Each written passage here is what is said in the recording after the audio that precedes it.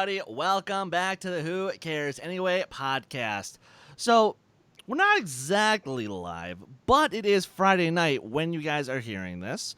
Or if you're on the audio feed, we just, it comes out every Friday, as it should be. My name is Chris Stone. I'm your host for this show.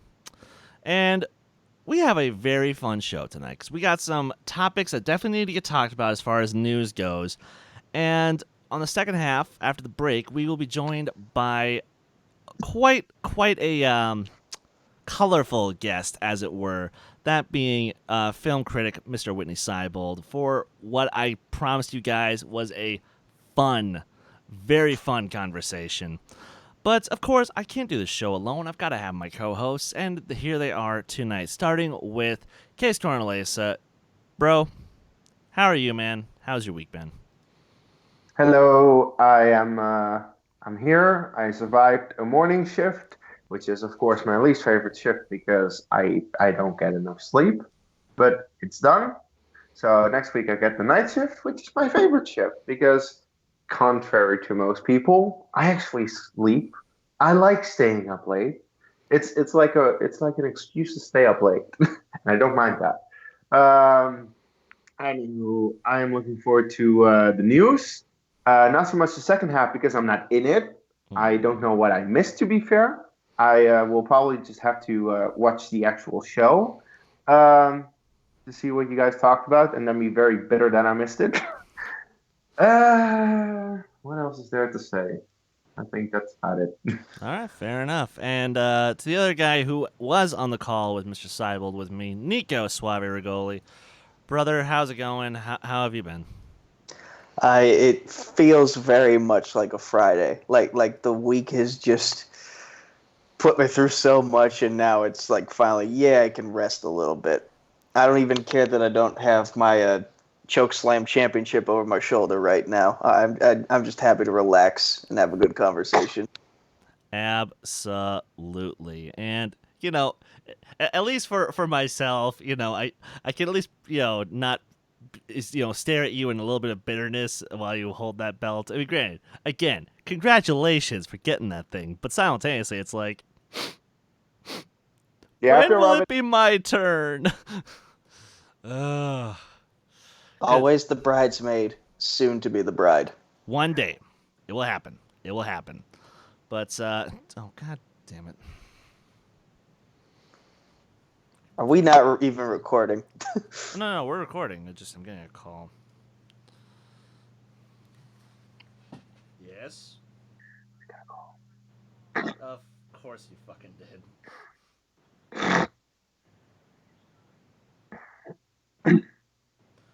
I'm in the middle of recording for my show, bro. It's alright. It's alright. Shine by Collective Soul. I know it's what you meant. Alright. Can't believe it's 1 week until Orlando. You too. Yeah.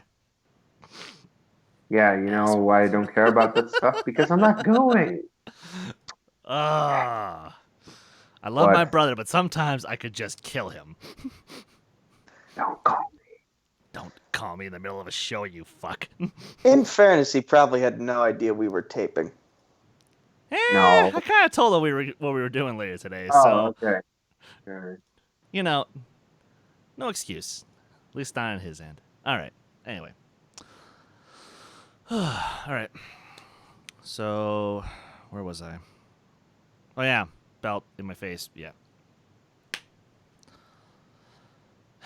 And yet, I can hopefully rest assured that come the end of this year, all three of us will finally have a belt in the fan leagues somewhere. We should. Well, okay. To be fair, that's because you're not in Star Wars for some reason, and I still don't get why. But, I'll do my best. I'll do my thing. You'll make us proud. And then hopefully next year, you guys get your shot. Yes, and granted, I don't actually, presuming I get past Sean Sandberg, which, hey, I did it in Warzone. I can probably do it in Face Off, but That's gonna be a fight. And presuming I get to the finals. Honestly, And on that side of the bracket, I got no one to worry about outside of Marangoni. and we still don't know what's going to happen with me in Orlando. Yeah, you never Like know. for all we know, my fan league career could be coming to an end. Well, By but the hold way, on. Have did 500 they? tickets sold. Yeah, did they have 500 tickets already?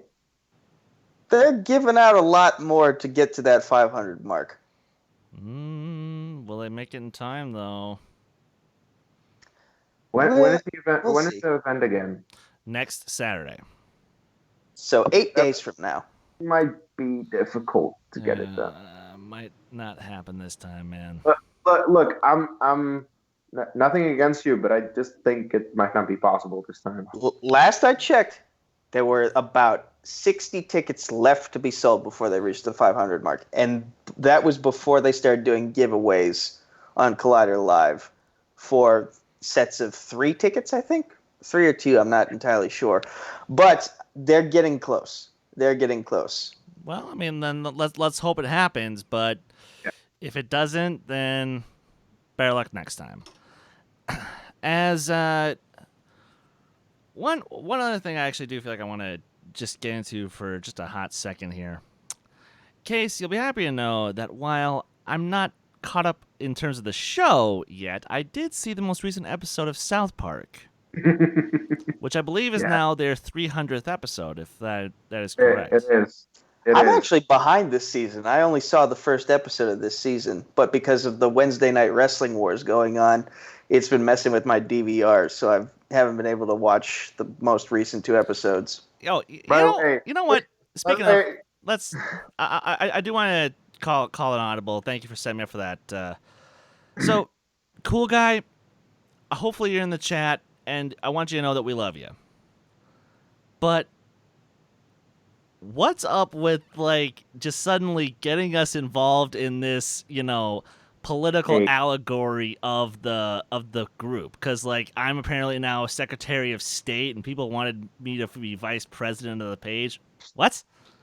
I didn't ask for Secretary of this. Defense.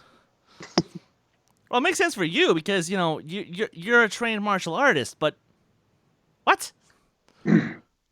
And hey, it's working for him. He's found a way to market his group in a way that no one else has thought of. He's not a Schmoedown competitor. He's not a fan league competitor. He literally just shows up in the chats of all these live streams and just comments. And yet he's gotten himself a following based off of that, and also because people still think he's Brooklyn Vale. But still, he's found... No, he is. He full on is. There's no proof that he's not. He's found a way to market himself so perfectly by making his group different from everyone else's by giving everyone involved a position, showcasing what they like and giving them a platform to showcase it through. Yeah, so good job, Brooklyn. Yes, great job, Brooklyn. And, I saw a comment on the on my Star Wars segment, which I'm more than happy to do on a weekly basis. And there was a comment that asked, "Am I looking for a quote unquote Grand Moff position? Someone to sort of do the whole Star Wars thing with me." Well, who the fuck else am I gonna ask? The guy who's on the call, who's wearing a brown robe. The guy with an Empire Strikes Back Empire Strikes Back shirt and poster in the background. Yeah, and calls himself the Grand Admiral. What? Yeah, and for some reason you got yeah. Anyway, hold on. No. Again, let's ride this out for just a little bit longer. Kees, do you even know what the fuck the Teletubbies are? Yeah, of course.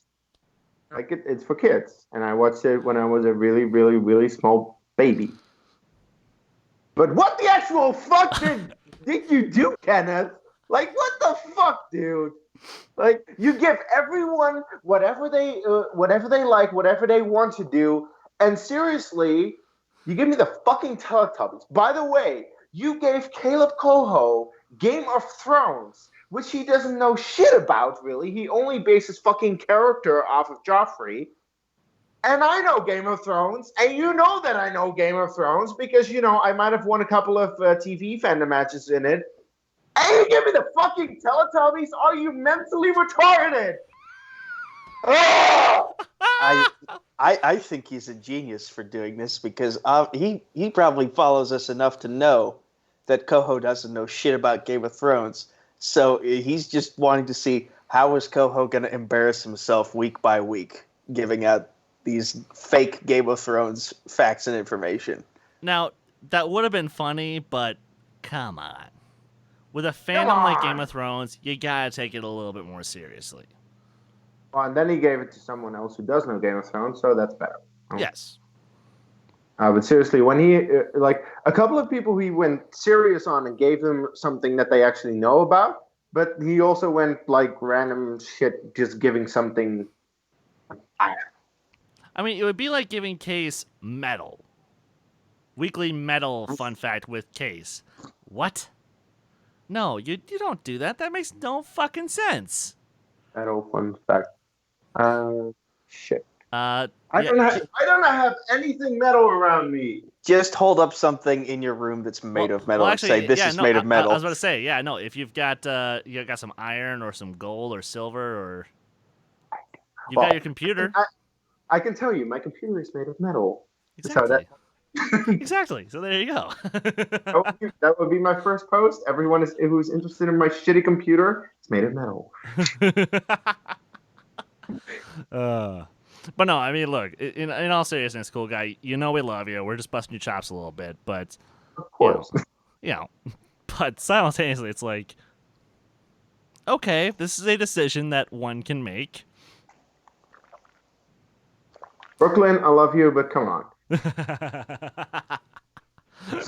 But that said, I am looking forward to Brooklyn's sandwich posts because you know that those are just going to be glorious. He still owes literally everyone in the fan leagues a sandwich. Yep. At least one sandwich. Yep. Several for me. If you watch that movie Release Date's Full Metal Random Match. Ugh. But yeah. So, and actually refresh me before we get the news. Nico, and either next week or the week after, we actually have a buddy of yours coming on the show, correct? Yes. Daryl Pooley, who runs his own YouTube channel. He's an independent filmmaker as well. We met through an Arts for Autism film camp, which is run by Joey Travolta, John Travolta's brother.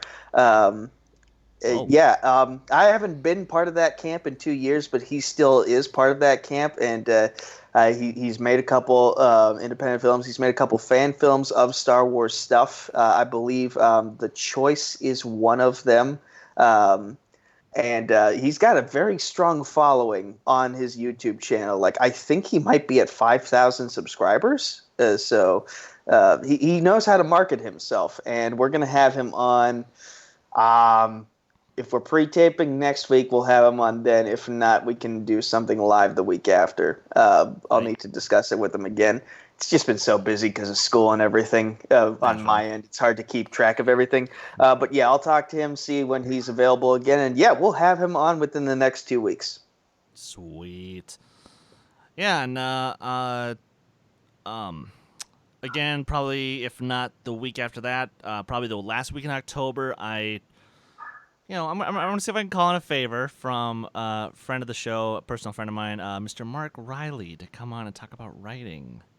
Especially writing horror, as it is still the month of October, and but I want to take a week off from the horror conversation and then sort of jump back into it with somebody who definitely knows their shit about it. So yeah, that's sort of the housekeeping of stuff coming up, and of course, Viva la Resistance! It's back. Mm-hmm. The show is back. Please. Can we start picking up the action? Because it was a fun breather for episode 1, but I want to see some shit go down. I want the first order. It's only the first episode. I know. And I'll say this. Seeing every time Christopher Sean gives us a like on Twitter just brightens my day. Yes. And, I get the feeling that once the show is officially over and Disney can, let go of the stranglehold on him, we can finally get him on the show to talk Resistance, and it's just everything else going on with him because I'm starting to follow his career as an actor. I want him to do more stuff. Please. Now that I think about it, is there a possibility he could be in episode 9? No, I don't think so. Unfortunately, this time I'm going to say no. But I wouldn't be disappointed if he was for like 2 seconds. But That would. I would love him to make that cameo, but I already know that's just not going to happen. Sadly. But We shall see. We shall. Yes. In the words of Snoke, we shall see. As speaking of Disney, let's start diving into some movie news. Starting with a couple trailers that dropped. First one being for a movie that I remember getting announced, but then I heard nothing else about it, and that is the, I guess, sort of like Pirates of the Caribbean, the bringing to life a movie based on a theme park ride, Disney's Jungle Cruise, starring The Rock and Emily Blunt. And for a clearly Indiana Jones meets Tomb Raider knockoff, it looks fun. I'll give it that. Nico, do you have time to check out the trailer? I did, and I honestly don't know if I've ever been on the ride before, so I can't really going off of memory, I can't really compare the ride to what I saw in this trailer. But it does look like a fun time. Here's my main hope, though. They dragged out those Pirates of the Caribbean movies for they 5 movies. That's a lot. I kind of quit after the third one. So I'm hoping this movie does well, but not to the point that they decide, let's make a sequel. Like, if it's good, let it be that and move on to something different. Yeah, fair enough. Kees? I'm sure that I have been on this ride several times, but the ride is just a ride. There's no story or anything to it, as far as I know. Seriously, I feel like this was The Rock a few years ago. Jumanji. He's on the set. He makes the movie. The moment that he wants to walk off the set, oh, Mr. Dwayne Johnson, hold on. Here's a contract for Jungle Cruise. Okay, another movie in the jungle. Let's go. Like, Jumanji, Jungle Cruise. I got so many vibes of the same stuff. Yeah, it looks all right. I don't know.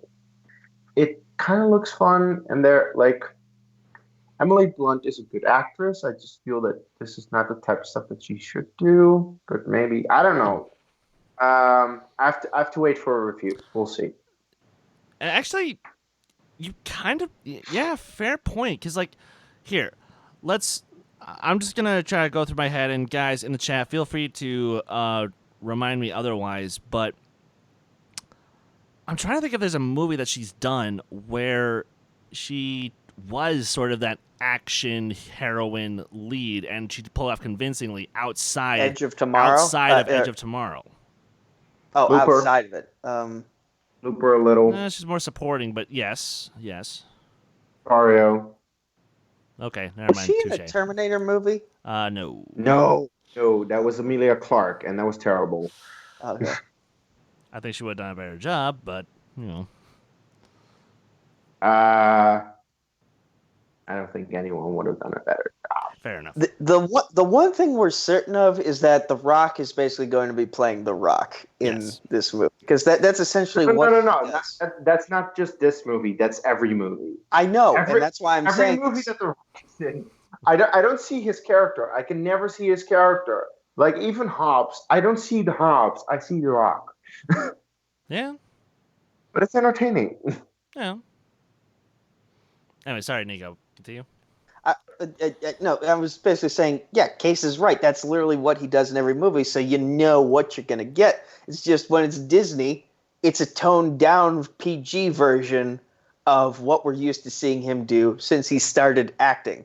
And what he did and what he's been doing since he started acting has basically been a toned down version of what he was in wrestling. He's just not cursing as much in these movies. But he's kicking ass and taking names and usually throwing those quips every now and then. Yeah. He's like a sexy Samoan Spider-Man without the mask. You know, you're not wrong. Fair enough. And some could say that I'm actually with you both on this one. Like, it looks fun.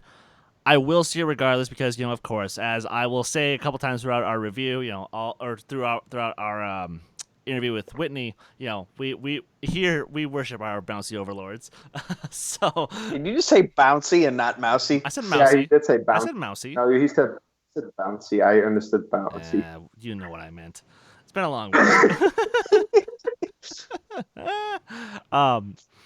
But at the same time, though, I do feel there was a little bit of a sense of magic to this trailer, which one could certainly say we saw in the other trailer from the House of Mouse this week, that being the first full trailer for Onward, the upcoming Pixar film with Tom Holland, Chris Pratt, and their half-formed dad.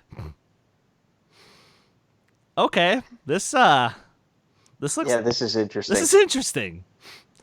Kees, do you have time to check out the Onward trailer? I refuse to watch any Pixar trailer Fair ever enough. because Pixar always puts out a shitty trailer or just not a good trailer. Like one of my favorite movies of all time is Inside Out. The trailer is terrible.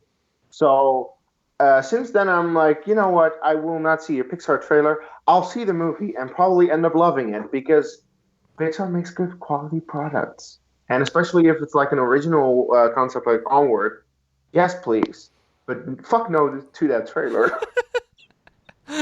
Yeah. So then, Nico, let's dive into this for just a moment. Yeah. What's going on? I think I made the right decision. So apparently, when both of the children in this movie, played by Chris Pratt and Tom Holland, reached 16, their dad wanted them to have a magical staff, which would bring him back to life for 24 hours. But they suck at magic, so they only got half of him brought back, the lower half specifically. And so now they're on a road trip to like somehow recover the other half or the spell to make the other half. I don't know. This is so weird. Yeah, I can see why Case would have avoided this, but I also understand, like, this is basically Pixar's MO at this point. They make a trailer that might not be up to par, but then when you go and see the movie, and it does incredibly well. Yeah, and So, well, and the thing I got from this was two things. One, I got the sense that this was a road trip movie, which I don't think Pixar's really. Well, okay, who are we kidding? Finding Nemo, Finding Dory. Yeah. Toy Story 2 Toy could Story- also be considered a road trip movie. And Toy Story 4, to be fair. To be fair, it's a formula in Pixar. Yeah. A whole lot of Pixar movies have we establish protagonist, goes off to some place, needs to get back. Oh my god. And Even Inside Out, a road trip through the brain. Yeah. And this is something that Irina pointed out to me, and the reason she doesn't really like Pixar because it's always the same formula. And while I then counter with, but the way they go about it is smart and inventive, but it's every time the same story. So, yeah. Yeah. Yeah. And of course, so I got the sense of that, and Pixar has been very successful at doing that, so I'm on board. Two, I can tell this is going to have a lot more of a dramatic side than the trailers are letting on. And if it's one thing that Pixar knows how to fucking nail, it's drama. I mean, did you all see Coco? Good. Oh. God. Oh. I wish I wasn't pissed when I saw it in theaters. Otherwise, ugh.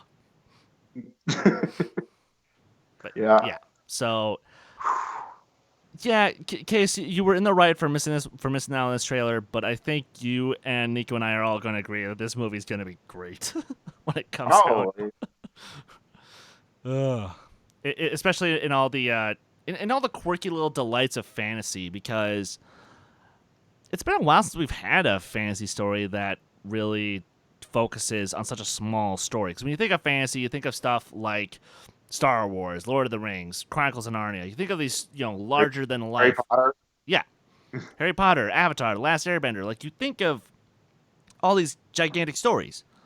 But to be honest, I want a fantasy story that just, focuses on two brothers and they're trying to resurrect their dad for a day. Just so that way the younger one can finally meet their father. So, I don't know. I think it will be a great film for kids and also a great film for Pixar fans like us. Well, that's what Pixar does. They don't make kids films; they make family films Exactly. for everyone to enjoy. Because I remember in the theater when I was watching Coco, that all the adults around me were crying, including me. If you were one of the kids who watched A Bug's Life as a kid and now you watch it as an adult, you look at it so differently. Yeah. Yeah. And speaking of things that are not meant for kids, You brought up F-bombs. oh, good God. But that said, ladies and gentlemen, I would like to crown our new Lord and Savior, Mr. Freddie Prinze Jr., because this week on the Friendship podcast, he found himself talking in a conversation about his time as Kanan Jarrus in Star Wars Rebels, which, I think we can all agree here, he was one of the best parts about that show. And he's a great Star Wars character, a great addition to the canon. Even though, but this is just a dumb kids show. Well, Mr. Jarrus had a few words for that. By the way, what I love about Freddie Prinze Jr. is his performance as Kanan, period. Because Freddie Prinze Jr. and Kanan could not be more different. Yeah. That's crazy. Because, like, the amount of F-bombs coming out of him during this interview, I'm like, if Kanan Jarrus is still saying this, Woo, God. Lordy. Oh, yeah. But it was absolutely glorious, and it needed to be said because Star Wars fans are the worst fans in the world because they're the only fans who hate what they're a fan of. Yeah. And that's why he let him have it because it. I mean, I love this little excerpt that I snipped out here, or that I saw snipped out on a Collider article, and the quote is it's so beautiful. Literally, all it says is, "I did a Star Wars cartoon, so even I get hate from Star Wars fans." And I'm like, "Look, dog, you're just mad the franchise is not aging with you." But that ain't how it works. The first one was for fucking kids. The second 3 were for different fucking kids, and this one is just for kids. You're just pissed off that Han Solo gave the Millennium Falcon to a girl. And he's not wrong. And he's right! Yeah. He But is 100% right. Because, again, one of the things George Lucas liked to focus on when he was creating Star Wars was he loved poetry. He loved the idea of history repeating itself in certain ways. And people, I still hate Max Landis for bringing up the whole Mary Sue bullshit with Rey. When if you look at it, Luke picked up the Force pretty quickly too. But no one really gives a shit about that. Not to mention, he wasn't a trained fighter like Rey was. Like, she was deserted on the desert for the majority of her life. She had to learn how to use that staff by getting the crap kicked out of her in that desert. She had to fight for scraps. And like literally and figuratively, trading in scrap metal for scraps of food, and the smallest amount of food, nonetheless. Like all she eats is like this weird Wonder Bread that is like this tiny, which is an amazing practical effect, by the way. Yes. And another thing Freddie brings up in this particular interview with Jeff Dias, he mentions the balance in the Force aspect. Kanan was a big character that was about balance. And the more powerful Kylo Ren got in the dark side, the Force helped Rey, giving her a little boost in the light as well to keep things balanced. And again, why is she so good with the lightsaber? She was already good with the staff. That's why. That's also the lesson that Luke teaches Rey. It's lesson number one. Lesson number one tells us that the light side is not strictly to the Jedi. The Force will always be a thing, and there's dark and there's light and there's balance because the Force always exists. And if I absolutely love the line that Luke says, "If the Jedi die, the light dies. That's vanity." Yes, because there needs to be balance. Also, something that like a lot of people seem to forget about the prequels. In the prequels, they say that Anakin Skywalker is the one who will bring balance. How, in God's name, would bringing balance mean destroying the Sith? Because that's not balance. That's 10,000 Jedi versus no Sith. That's not balance. After the prequels, 2 Jedi, 2 Sith. Hey, that's balance. But a lot of people and the Jedi didn't notice that, and that's lesson 2 actually from Luke in The Last Jedi. This is why I fucking adore The Last Jedi, because it's so right about it, and it's something that people that have never noticed. And because of the fact that they pointed out, people that they got challenged about something that they thought for years was one thing, and suddenly is said to be, oh no, you're wrong. That's why I think a lot of people hate on The Last Jedi, because they're challenged and they don't want to be challenged on it. They want to just think, oh, light is good, dark is bad, and that's how it always goes in movies. No, you dipshit. And that's why Freddie Prinze Jr. explaining that is so brilliant, because he is so right about it. And granted, Freddie kind of also took down the idea of gray Jedi, and he kind of made the opposite of the point you just made, but nonetheless, he basically also hit a nail on the head that you just hit, which is that there are fans who think Star Wars has to be a certain thing. And if it isn't that certain thing, that's why they turn on it so quickly. Like the EU crowd who thinks, why is Grey Jedi no longer a thing? Why is Jason Solo and Jaina Solo and Ben Skywalker no longer a thing? Why is Chewbacca getting murdered by a moon no longer a thing? He did get crushed by a moon. Well, nonetheless, there are people who think that's what Star Wars is supposed to be, and so once they're given this change, be it made by the House of Mouse or made by someone else, they can't accept it because it's not what they've built up in their head for several years. And a new story is being told, and there are just people who want to reject that story from the get-go for X amount of reasons, whether they make sense or not. Also, if suddenly, in the original trilogy, we had the lead trio in every trilogy. The original trilogy has a white guy, and a love interest to one of the white guys. In the prequel trilogy, you had a white guy, and a romantic interest for one of the white guys. The sequel trilogy changes it up because the lead is suddenly female, and she has no romantic interest with one of the other two yet. That might happen still, but not yet. And they actually want to make it with the villain. We don't know that, but we'll see. But the thing is, for a change, we have a female lead. That challenges what they believe, because we've always had a male lead and it was white. So also, we have an Hispanic guy and a black guy. And that is, for some reason, blowing everyone's mind. No, we can't have this. This is not Star Wars. Fuck you! The Jedi and Sith, the light and the dark. I am the one in the middle. Yes. And there's a reason that I was thinking of that moment for the last couple of minutes while you guys just did your thing, because yes, I am the one in the middle, because I sympathize with the EU crowd, because I know all of the EU pretty much, and I love a lot of it. Sure, some of it is crap. I'm not gonna act like it isn't, but there's still a lot of great stuff that I think deserves to just be recognized. It doesn't have to be brought into canon. It doesn't have to be carried over. It can just stay there. It can exist, and I can enjoy it for myself.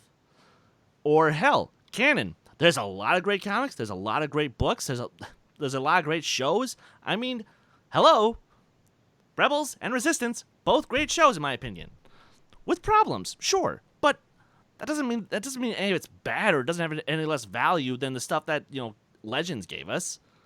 So, yeah, I'm kind of with both my compatriots on this one. Where, listen, like what you like, and if you like me and you include the Ewoks movies and the holiday special and the 2003 Clone Wars as in your personal rankings, by all means, then go for it. But if you don't, cool. Just don't be a bitch about it if someone chooses to or not to. Would we be in this situation if, like what Freddie had said, he said, the way Star Wars is structured, first 3 movies built for kids. Second 3 movies built for a different set of kids. Third set of movies, same thing. But if it were built in the MCU style and had George Lucas been able to pump out like a movie every 1, 2, 3 years from 1977 all the way to now, would we be having this discussion the way we're having it right now? Oh. No, we wouldn't.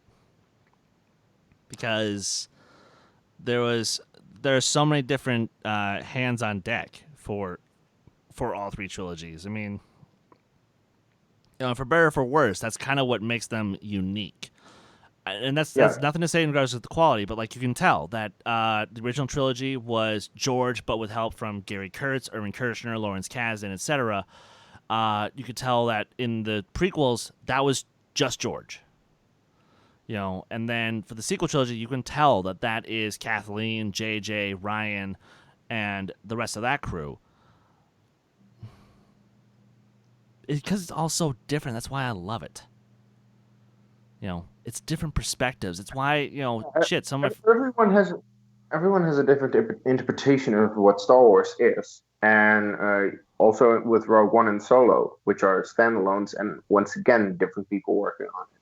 Yeah. And to finally wrap up this little section of saying to shitty people that they're shitty people, I'll just finish up by just saying this. In a strange way, I don't necessarily like feeling validated for some of my feelings in regards to,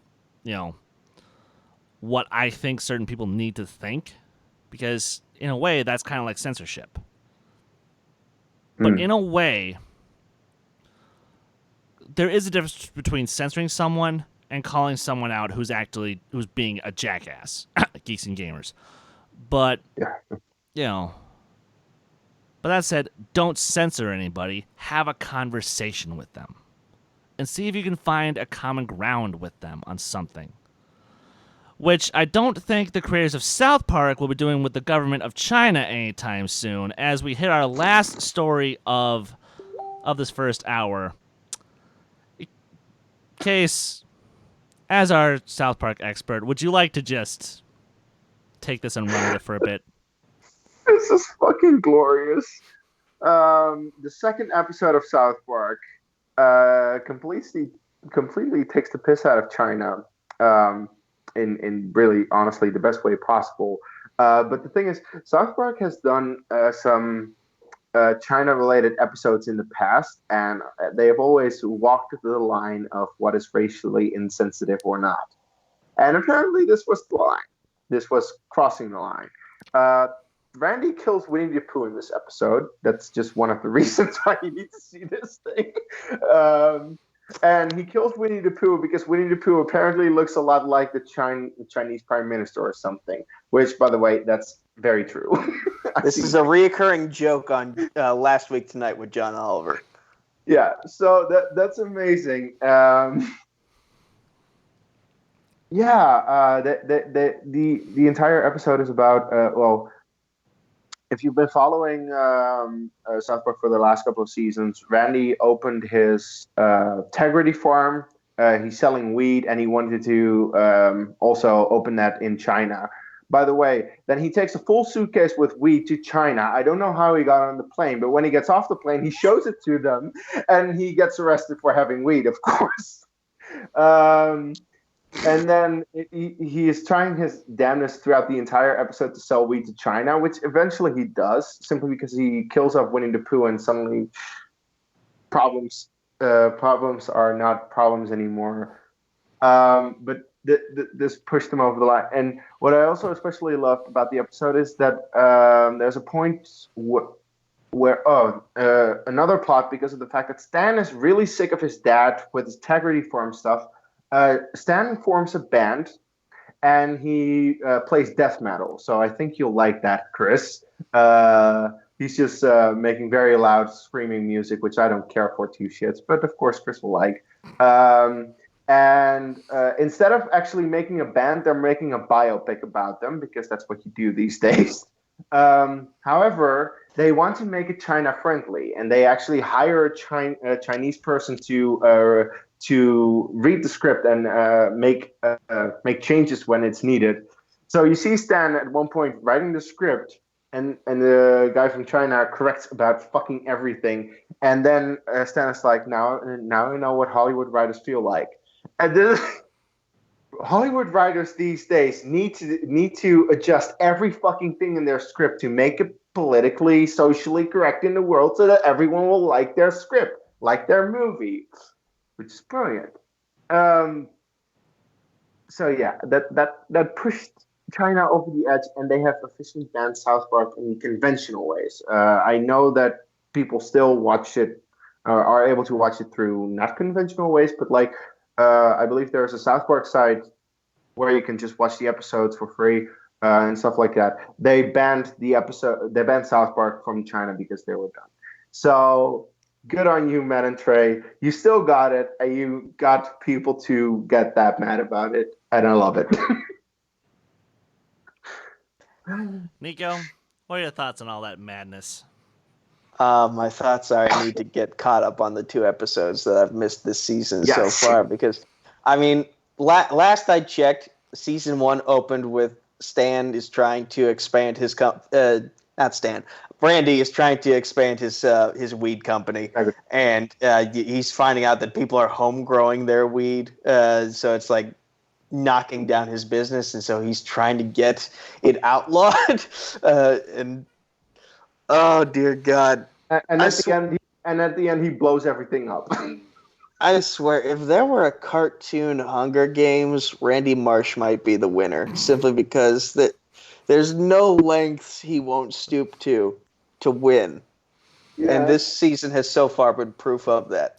Yes. You know, and funny enough for me, I haven't watched new episodes of South Park in years, but yeah, as I mentioned earlier, I was at my brother's and we watched this episode, and I find it so hilarious that all of a sudden I see Towley back, and he was apparently Randy's former partner, but now they're back together because what does Towley make Randy say?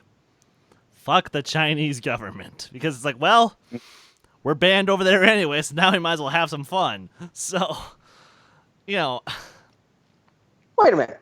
Now that I think about it, didn't Towley get the Roseanne treatment last season?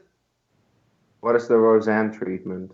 Like, they basically said Towley had an opioid addiction problem, like Roseanne did when she was in the process of getting kicked off of her show, and he was making race. Oh no, wait, that was Mr. Hanky the Christmas Pooh. Never mind. Never mind. Hanky is gone. No, but Towley, after being not the favorite character for most people in South Park, they finally got a way to make him funny and relevant. Because, of course, when Randy Marsh opens a weed thing, Towley has to get in on that. There you go. Of course he does.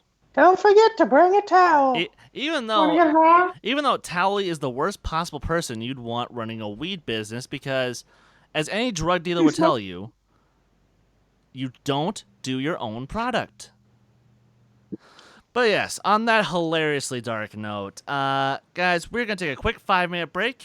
And as soon as the show itself comes back, you might notice a couple things different. You might notice one of us missing, unfortunately. And you'll be seeing a special guest who's been hanging out in the thumbnail right there next to me. Yes, on the other side of the break, we'll be joined by Mr. Witney Seibold for a pre-taped interview we had with him, which, Nico, I think we can say was certainly a roller coaster, if ever there was one. Oh, it was a fun time. It was a very fun time. So yes, guys, don't go anywhere. We'll see you in 5 minutes. And actually, Case, quickly, sir, plug yourself before we head out. All right. You can follow me at Dutch Movie Guy on Twitter, Kees on Facebook and Letterboxd, and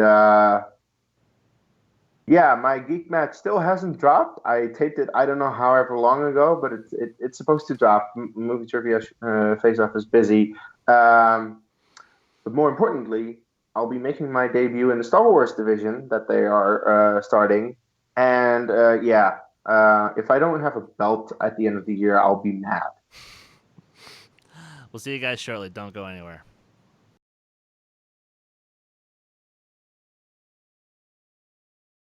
I like the fact that Richard did bring up the fact of the match quality, but didn't quite do as much as what the question was kind of alluding to, as to what you show a non-wrestling fan to get them into the wrestling. Whereas Nico, while he didn't do much of it, I think he did enough to kind of prove his point. So I'm going to have to agree with Cody, and I'm going to have to award this point to Nico. And the celebration. Excuse me for a moment. Is he going to jump into a pool? I don't know. He's going to do something. And wait. He's got a belt. He's got a belt. I can't. I'm sorry, I had to do it. This is going to be a rough one. All right. What's round 2 directed by M. Night Shyamalan? Brad's going to be asking your questions. I haven't spun yet. Mike, What a twist. of classics. Your first question for 2 points. In the film Goldfinger. I'm kidding. That is a classic. That is a classic. You know, it's funny. It would be old enough. It's old enough. It is a classic film. It'd be fair to have this. Next time you have sex, I'm sitting at the end of the bed. Fight for 2 points. In the world of classics, the first question of 4. Who directed 1964's Stanley Kubrick. Strangelove? Yes. Would actually be a good title for James. Say the full title, question writer. Are you kidding me? Edwards. B. Franklin J. Schaffner. C. Stanley Kubrick. Or D. Otto Preminger. Dude. This entire round is going to be him showing off his facial profile. D? That is correct. John, I'm going to give you your options again. Stanley Is it Kubrick. A. Blake Edwards? Like, Yeah, he is. like, Stanley That is Kubrick correct. for a point. are you? And Big steal. that's the other. Have any of you lost a relative or a friend to cancer? Raising hands. I don't know if we're supposed to be raising hands. I'm clicking right now, but I'll assume. Yeah. Yes. Fair enough. You know, and I myself actually have lost 2 grandparents. My grandmother on my mom's side to ovarian cancer back in 2011, and I lost my grandfather on my dad's side to prostate cancer in 2015. And I'll just say this, that it freaking sucks. And it sucks when you feel so powerless that you don't even know how you're supposed to help, how you're supposed to cope. You don't know how you're supposed to, feel. Even when it's not you, even if it's just someone that you're close to, it's impossible just to wrap your head around that. And I totally forgot. I just found out that my uncle got diagnosed about a month ago with lung cancer, already in stage 4.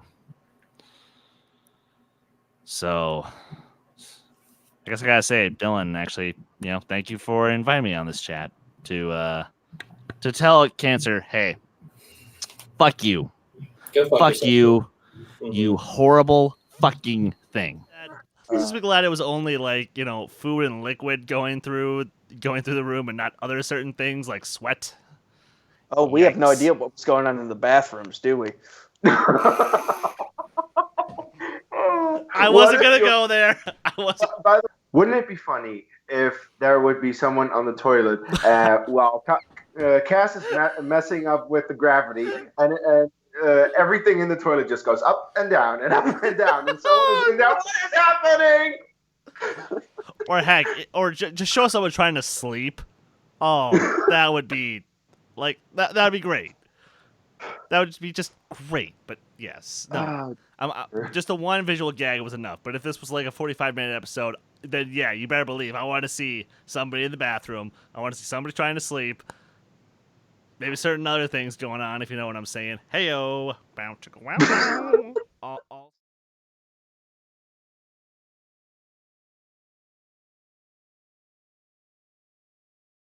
And welcome back to the second half of the Who Cares Anyway podcast. And guys, you might have noticed I changed my shirt. Oh no, does that mean this was pre-taped? Unfortunately, yes it was, because Dun, dun, dun. To accommodate our guest for this evening, sometimes you had to do things a little bit differently. You had to go, change your schedule around a little bit. And you know what? Hey, for this guest, it was absolutely worth it.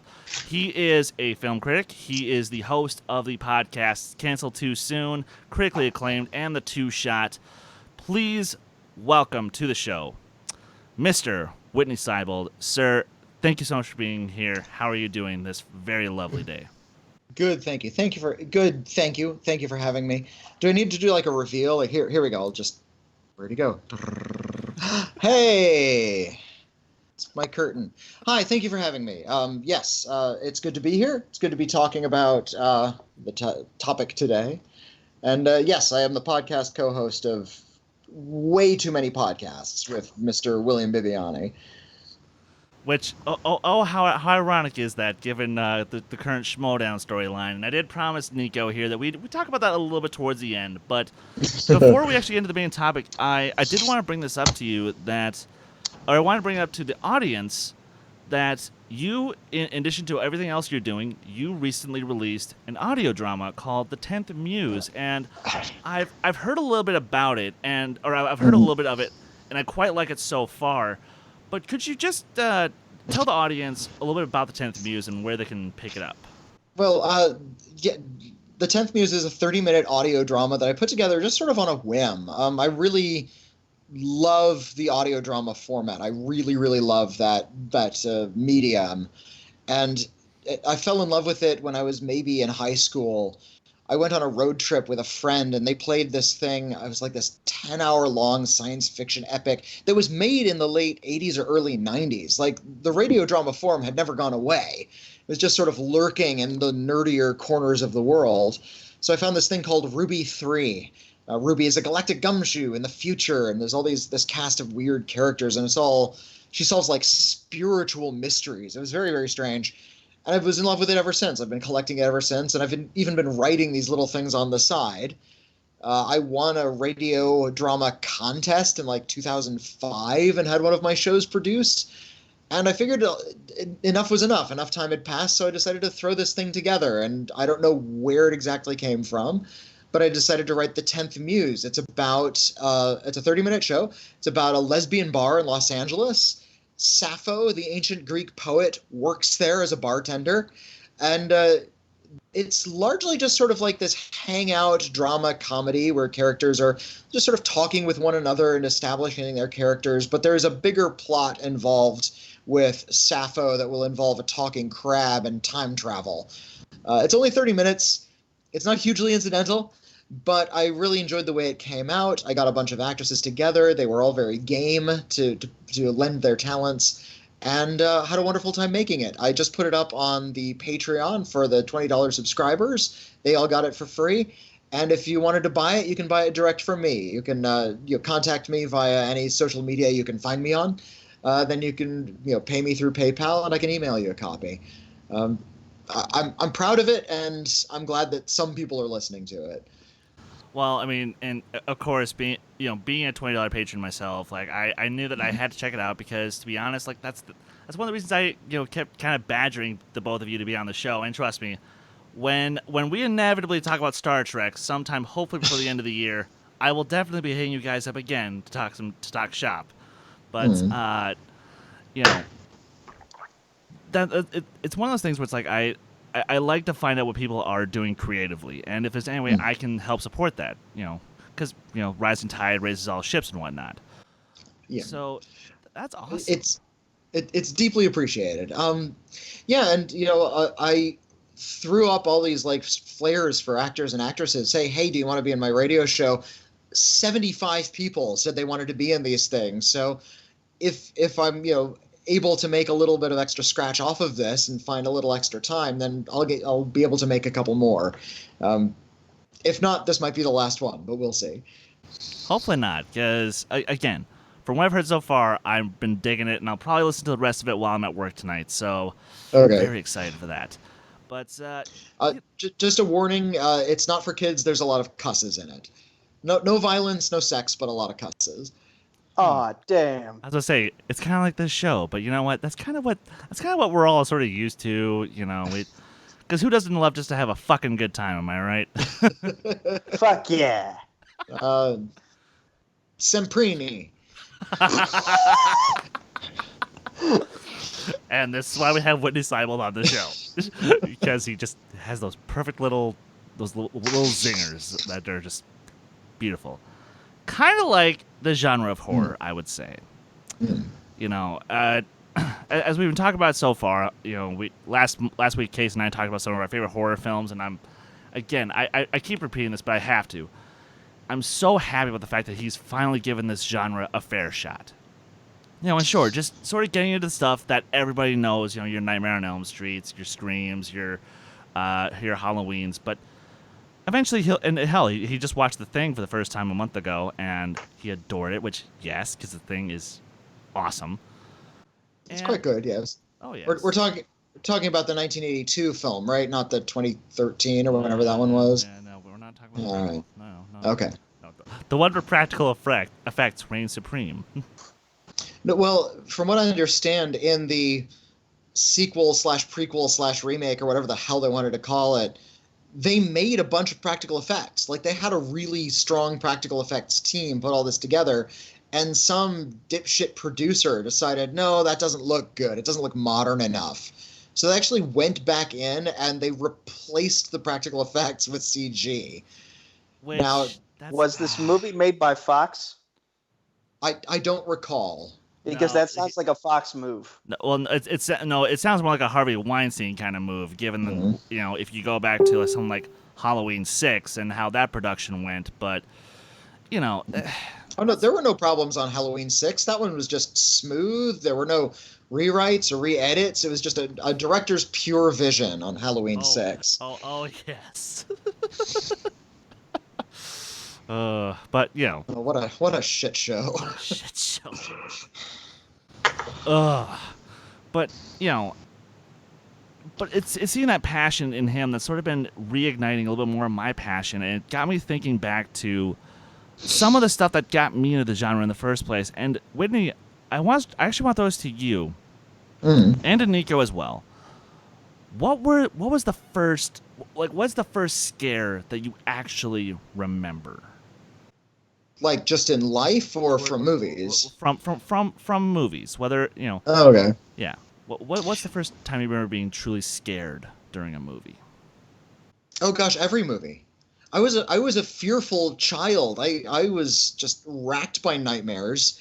I was afraid of everything, not in that anxious sort of way, but in that nightmare sort of way. Like, I thought everything was going to come alive and murder me. I had this really vivid imagination.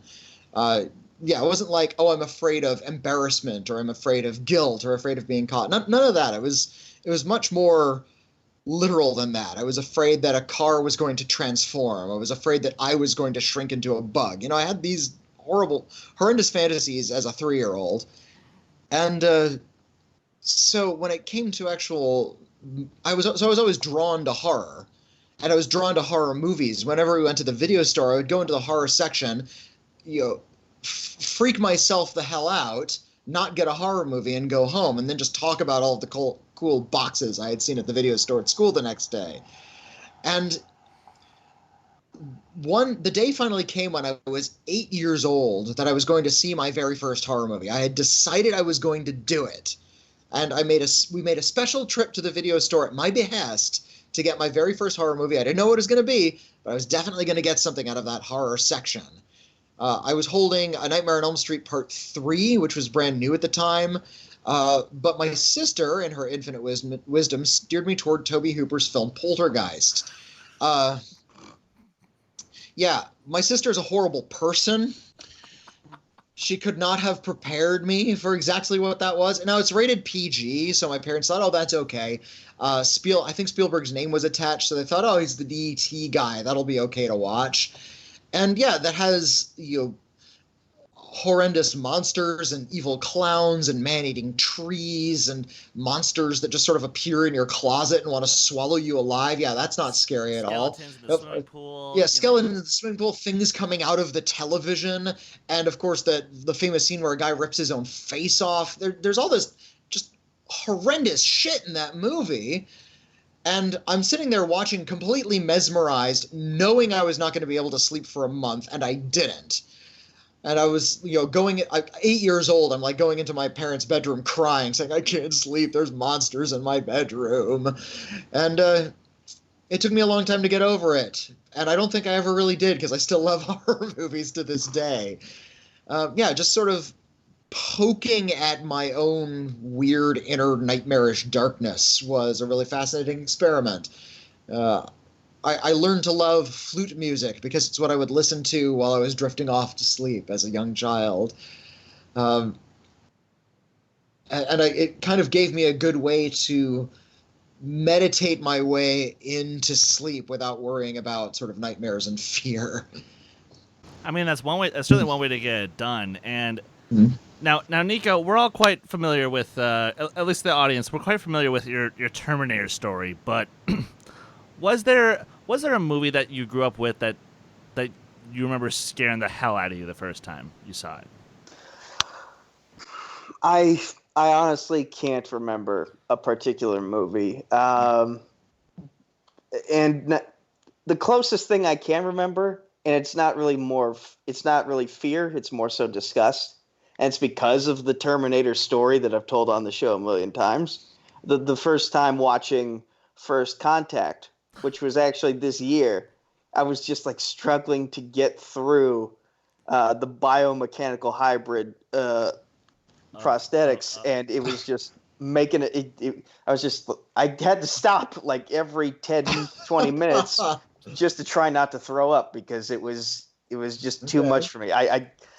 And Witney has no real context of our Terminator story. Yeah, and so the short of it is, when Nico was about 10 years old, he went to Universal Studios, went on the Terminator experience, and ever since it gave him just the worst phobia of cyborgs.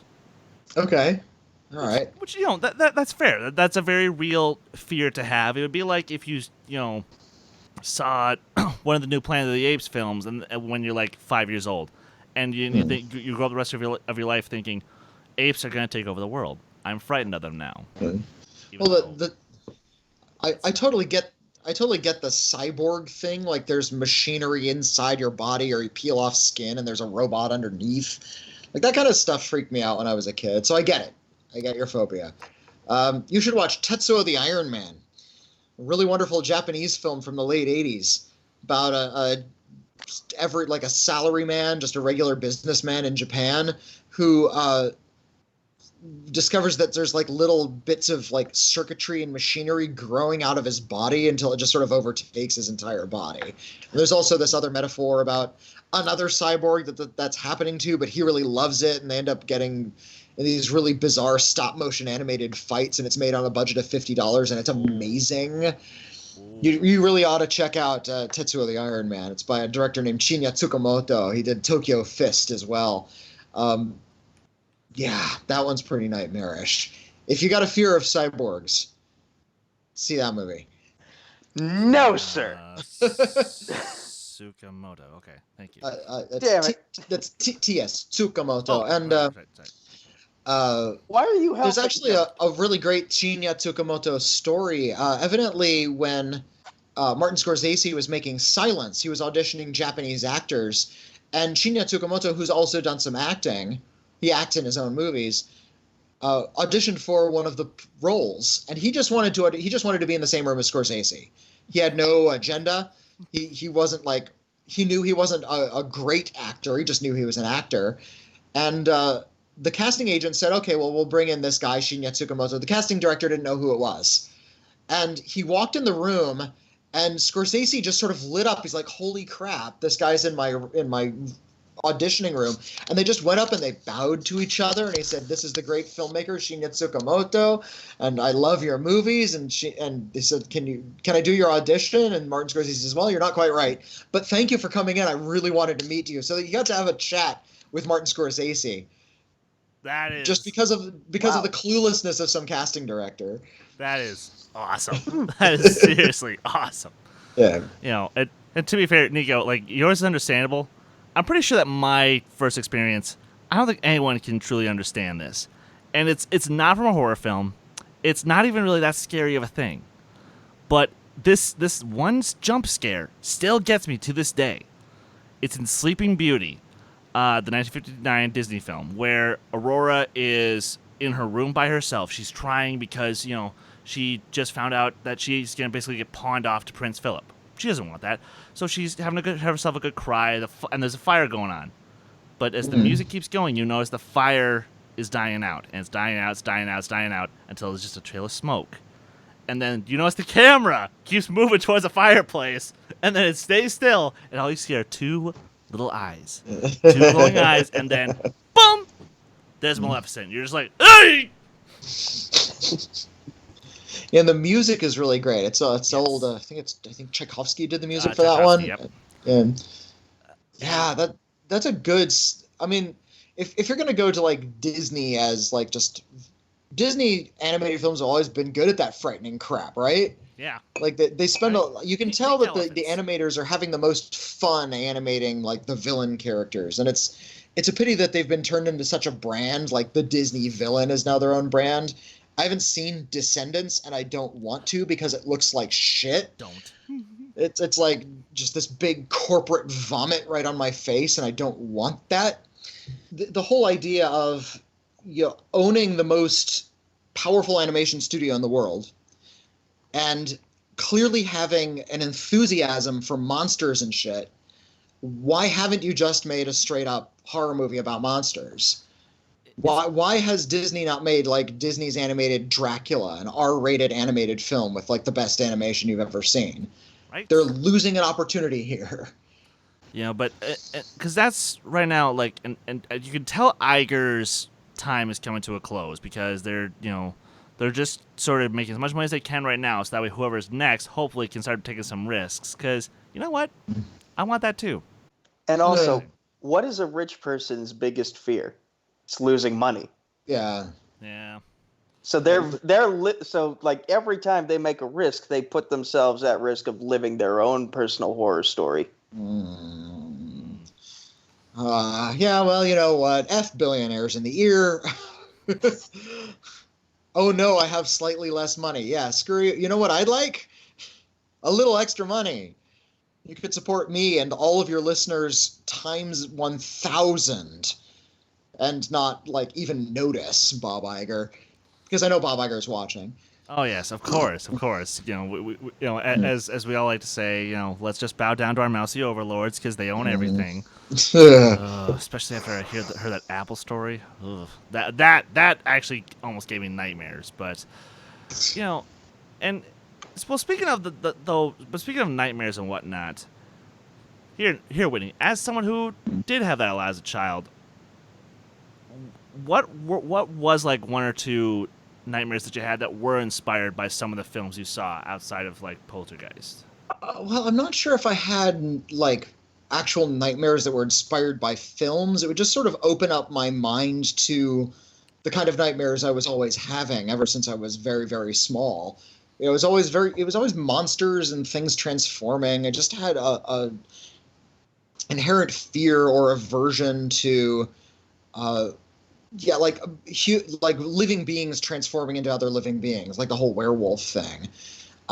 Werewolves surprisingly aren't like on the scary end of that spectrum, but yeah, I always had nightmares of like looking away from somebody and looking back and they've turned into something else, and that really freaked me the heck out. So yeah, like when I'd see like a lot of stop motion animation, which is really unpredictable, especially when they use like clay and things would kind of stretch and mutate into other things, that would really frighten me because that kind of goes to just something that was in me that was afraid of that. Geez. Trying to think of like a direct corollary. Yeah, whenever I saw like a scary movie on TV or like a scary image out in the world, I'd just sort of carry that with me all day, and that would sort of open up my mind to more nightmares that evening. Not necessarily specifically of that thing. I do remember one instance where I went to a video store, and I went into the music video section, and there was a collection of Megadeth music videos. Now, I'm not sure if you're familiar with Megadeth. I didn't know anything about Megadeth, the band. I like Megadeth now. I ended up getting into metal a little later on. But the Megadeth like mascot or logo or whatever you could call it was just this sort of like skull head with skin. It had an eye mask bolted over its eye sockets and these gigantic metal meat hooks reaching up from its chin and holding its upper jaw shut. Oh. And it was a really scary image. And I remember looking at that thing and thinking to myself, that's the thing that's going to give me nightmares tonight. And lo and behold, I had a really horrendous night of sleep that evening. So yeah, thanks Megadeth for putting that into my brain. Well, too bad we can't all rest in peace, am I right? Yeah. Actually, okay. I do feel bad for making that pun because, admittedly, out of the big four, Megadeth's probably my least favorite next to Slayer. Sorry, more of an Anthrax guy myself. How dare you? How dare you like Anthrax and not Megadeth? I think you're splitting hairs at that point. I think you're good. Yeah. You know, and that's one of the beautiful things. Also, they're all inferior to Iron Maiden anyway, so you know it's all academic. Musically speaking, I'm almost inclined to agree with you. I sense a future episode of Downtune Dissection being planned here. Yes, that's our metal podcast where we talk about all things metal. So. Oh, nice. Okay. Oh, yes. I don't know Reets at metal, but if you want to go to like early '90s metal, I got you covered. If you want to talk about the Black Album, that's where like my entire metal experience kind of pivots around the Black Album. Yeah, and that's also where I honestly think if Metallica had just called it quits right then and there, they'd have gone down as the greatest band of all time. But what are you gonna do? And then they should have broken up, and then a greedy producer cut them together, and then they made a movie about it, about how great it was that they stayed together. Oh God, such a shit. Speaking of shit shows, yeah. And speaking of shit shows, that's kind of one of the other things about horror that I just find myself attracted to. Is that even when I'm watching a bad film, I can't take my eyes off it. Especially something like, any of the horrible Paranormal Activities or the bad Friday sequels, or if I'm gonna be completely honest with myself here, Silent Night, Deadly Night Part 2. I can't stop watching it as soon as I turn it on. Oh God, that thing is awful. Keep it. But like, what is it about some of those bad horror films that we just can't stop watching though? Well, somebody once wrote into the podcast and asked William and I what's the difference between a horror film and a thriller, because there was a lot of controversy. What counts as a thriller, what counts as a horror film, and we came out on the other side saying that a thriller is about survival. Something is pursuing you, you're in deep fear, and it is about what you need to do to keep on going and get away from that thing. That's what a thriller is. A horror film it's not about survival, it's not about living, it's about death. It's about dying. You get to see what happens when the monster catches up with you. You get to see the body get rent. You get to experience a much more visceral version of being pursued, and you get to indulge in a morbid fantasy of essentially your own demise. Horror films allow you to look at death, and I think there's a part inside of all of us, or at least most of us, that wants to see that. We are eager to explore our mortality and our annihilation. If you read Freud, he talks all about that, about how you're drawn to self-annihilation. He called it, what did he call it? I think he did call it like the just the self-destructive impulse, this need to annihilate yourself. And that need to annihilate ourselves is something we can project into a horror movie we're watching. So we can experience what it is essentially to die, but not actually have to die. I love how you're talking about death and there's an ambulance in the background. 34. It was about 30 people on fire in the parking lot outside. It's strip club parking lot. They're throwing whiskey on one another and they're all on fire. It's awesome, you guys. You're missing a great scene. It sounds like an. Oh my god, lawn darts too? They're throwing lawn darts, guys. It's great. This sounds like an early draft of the gasoline fight in Zoolander. I've also noticed in all across the board is like you sort of also see that fantasy play out in other genres, you know, action, comedies, you know, westerns especially, and this, but like death itself. I guess I've never like been myself understanding of why it is so fascinating. Like, you know, would you care to have any insight on that, Witney?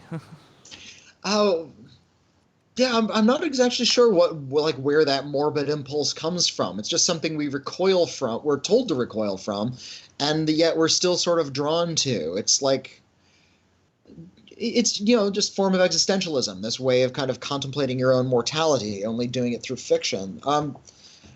There's also an equally dark impulse we have to relate to the killers in a slasher film, especially if you're watching something like Jason or Freddy, where it's just this long, Michael Myers, this long-running series of films where the killer is the only constant and the victims are the new characters, and essentially the protagonists are meant to die.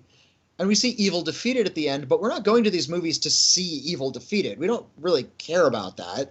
Not really. Maybe in a storytelling sort of way. But I think what we're really going to see is people getting killed. People we don't know getting killed. People we don't know getting killed by someone we know. By something we're kind of relating to at one point. There's this dark impulse, maybe, that we're projecting ourselves into the hands of the killer.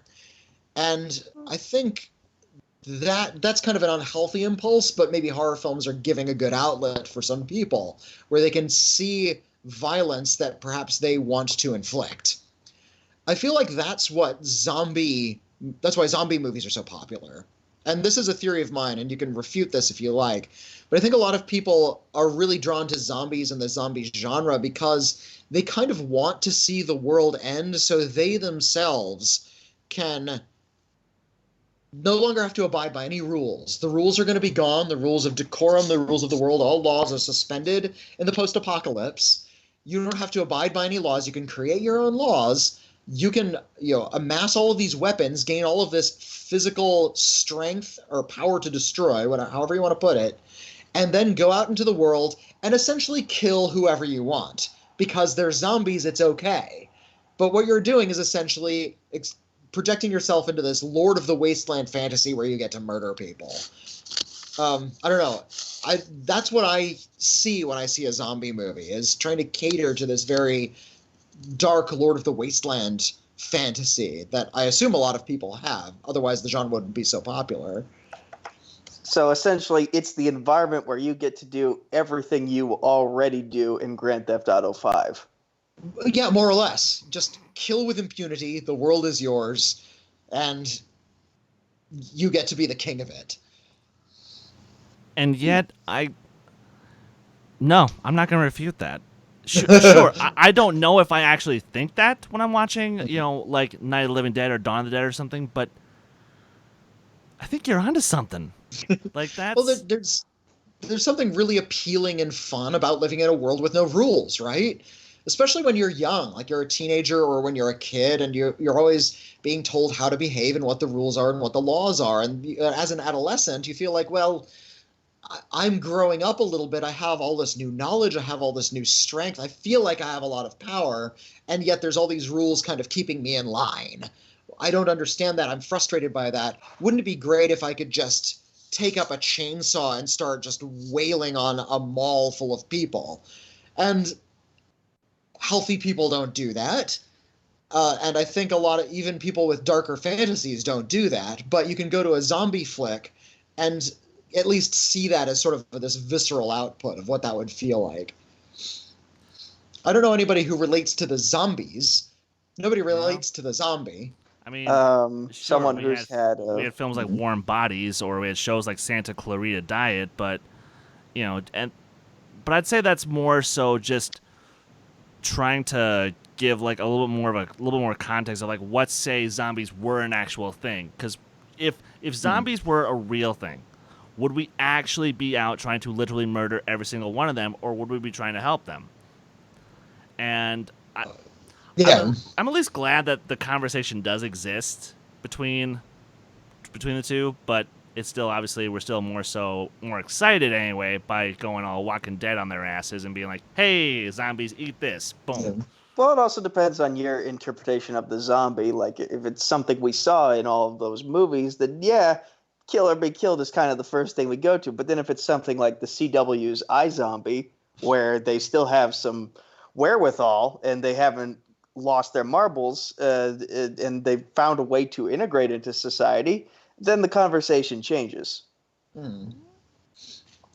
enough. Yeah, well, I mean, but all of those things you're talking about, Santa Clarita Diet and iZombie and Warm Bodies, these are like generations removed from what zombies were as they were initially invented in 1968. So those are like kind of deconstructionist works trying to examine the zombie genre from a new angle. I think, when we think of zombies, what we're thinking of is chattel. We're thinking of a mob of people that were allowed to just upturn a lawnmower and walk through. And that can be really exciting. I've seen Dead Alive. I love Dead Alive. I've seen Dead Alive over a dozen times. That's a great friggin' movie. That's just seriously okay, Nico. I know horror's not still not really your thing, but if you want to see some of the best practical effects you will ever see in your life, please watch Dead Alive. I'm begging you. What's the tone of it? Like, is it more gore than it is actual scares?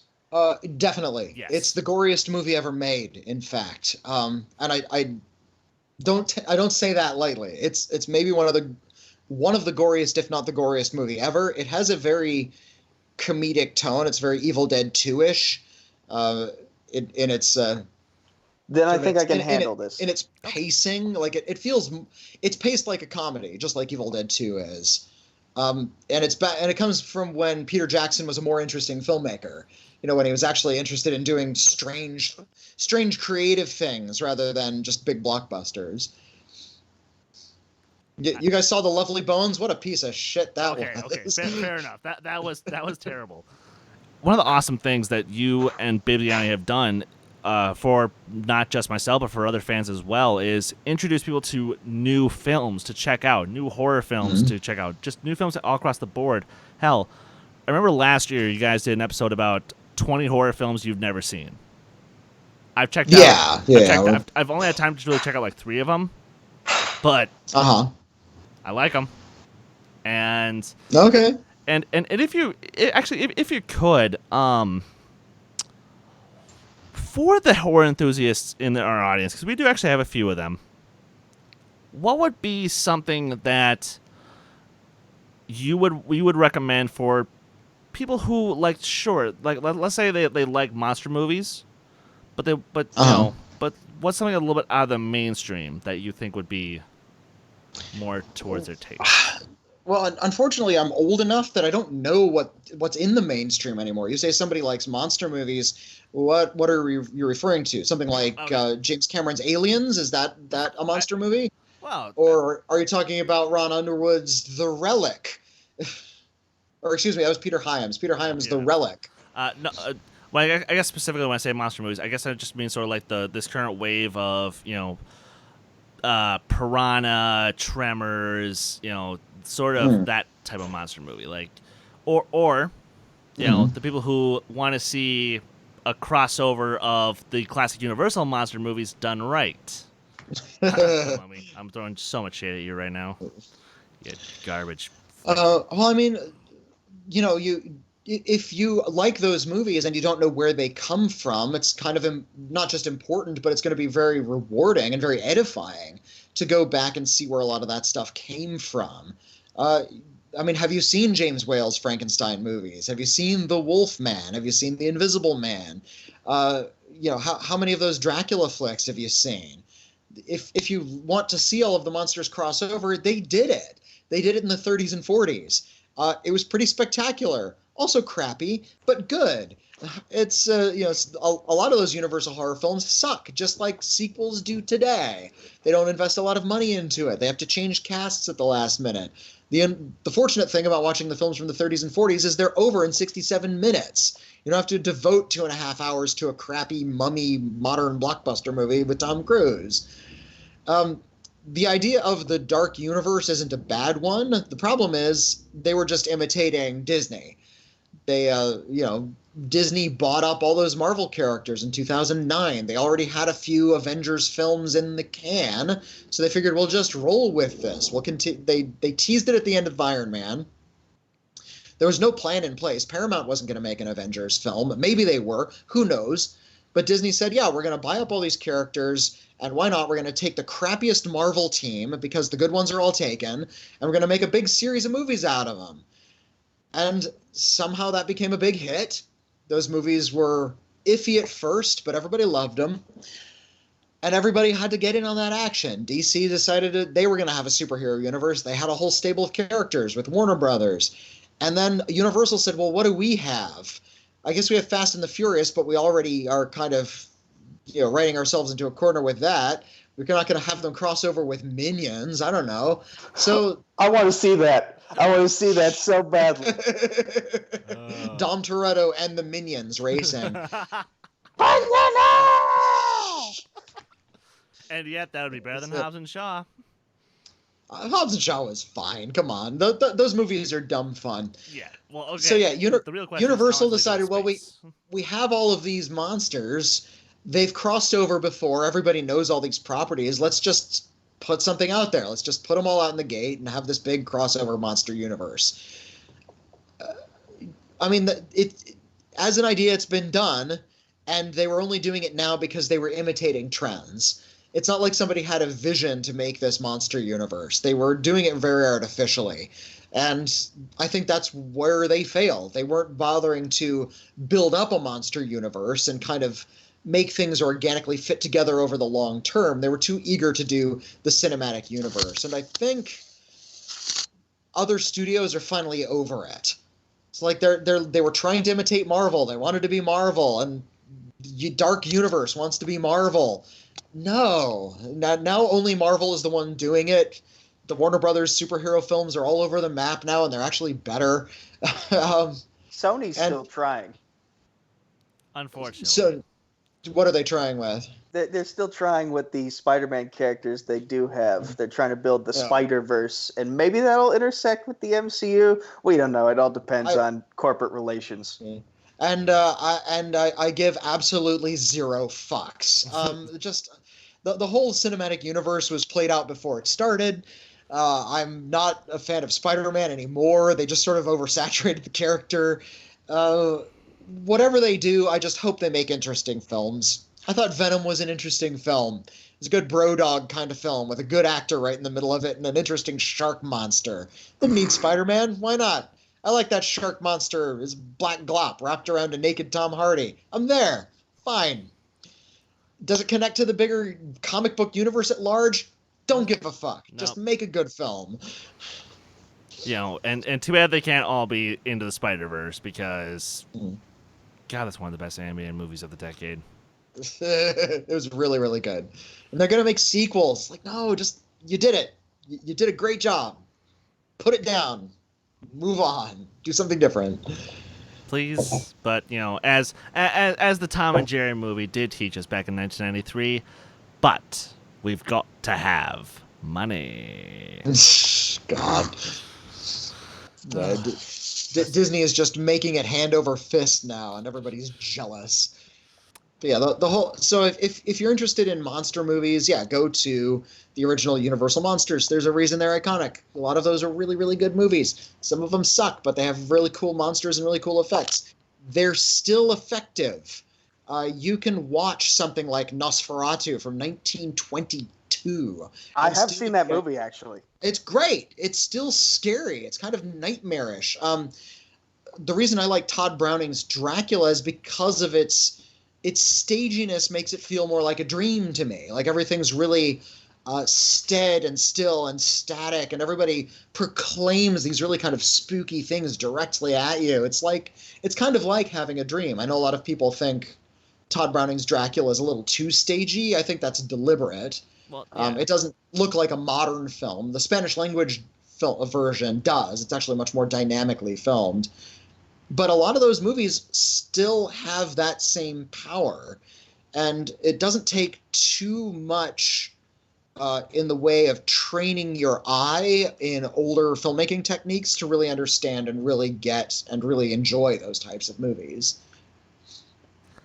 And that's one of the beautiful things that about something like the original monster movies, or hell, even the Hammer horror films, which I think sometimes, like, yeah, there's still crap in there too, but I think simultaneously they don't get enough love because, oh, well, they're British, so they're obviously much more terrible and much more inferior to the American counterparts, even though so not true, because I love Bela Lugosi, but I defy you to find me a better actor to portray the sort of sexy side of Dracula than Christopher Lee.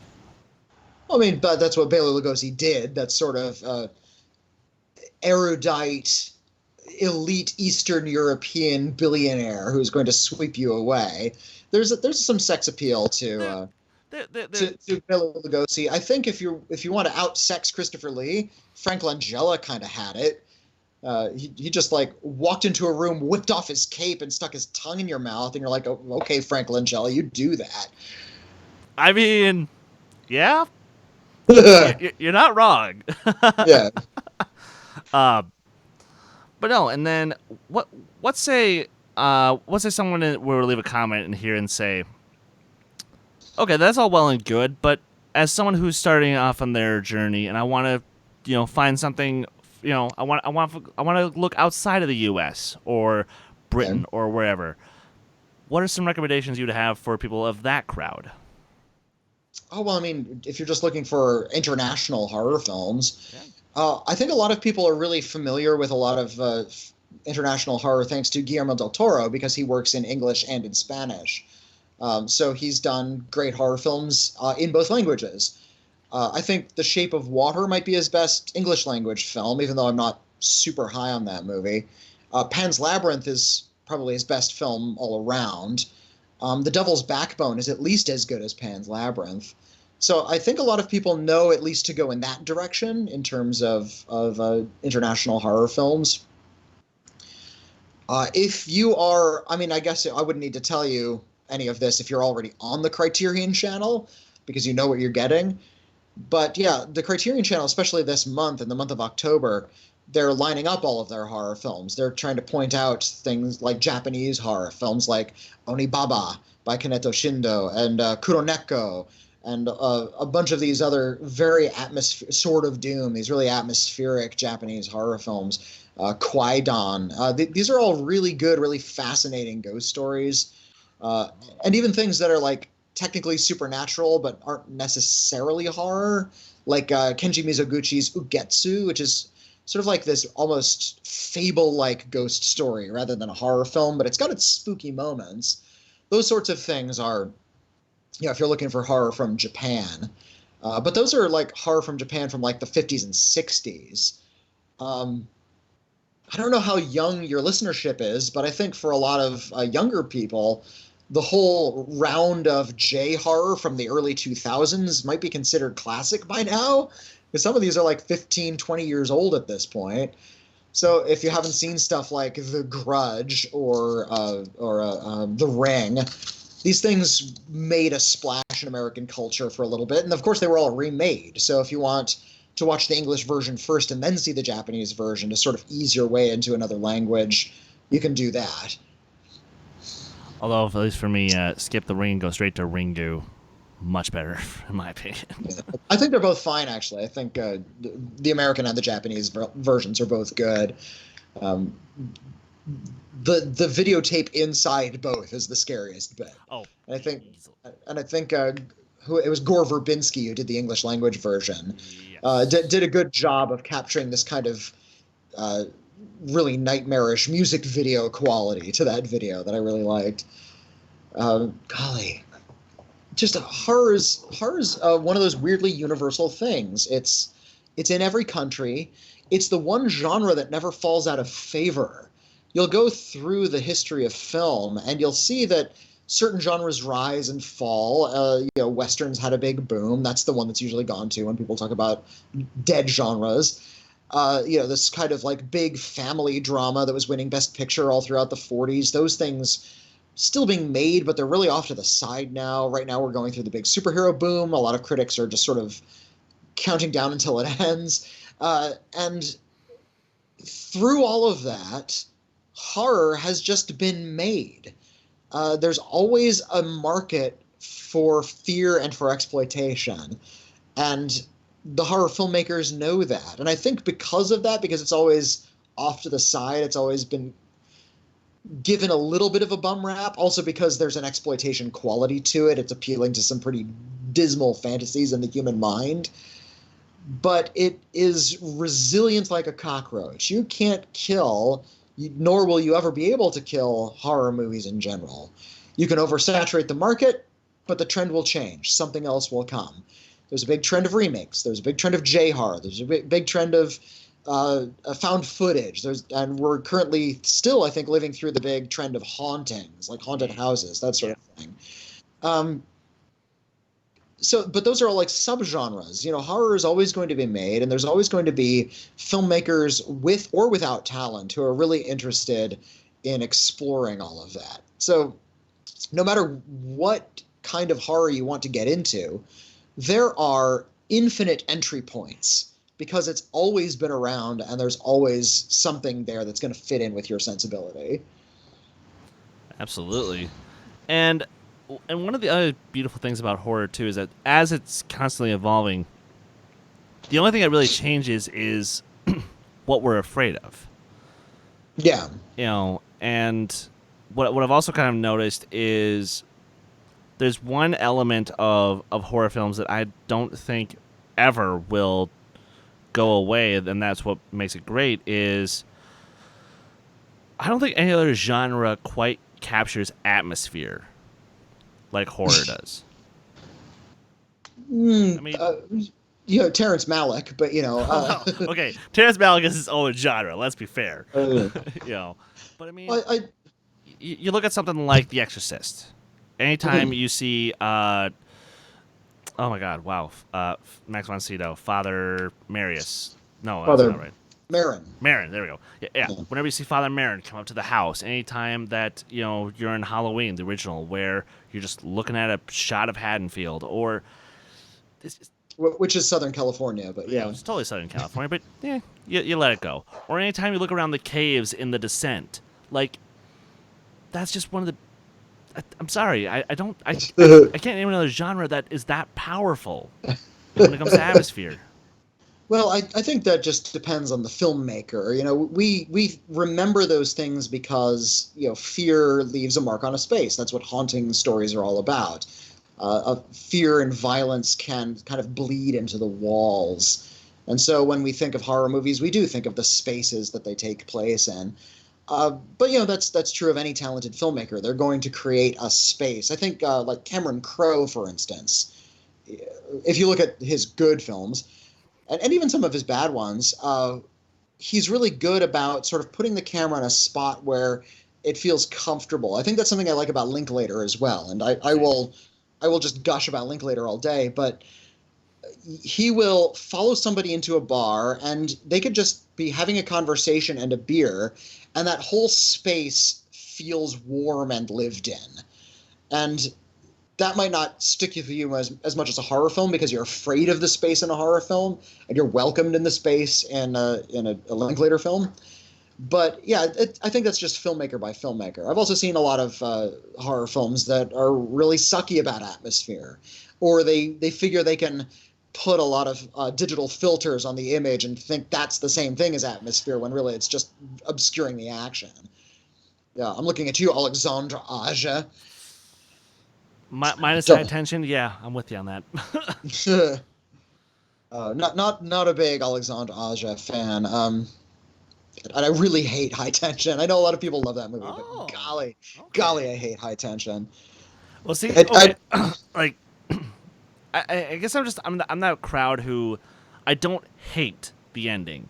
Where people who say they love the movie up until the very ending ruined it for them. Okay, okay, fair enough.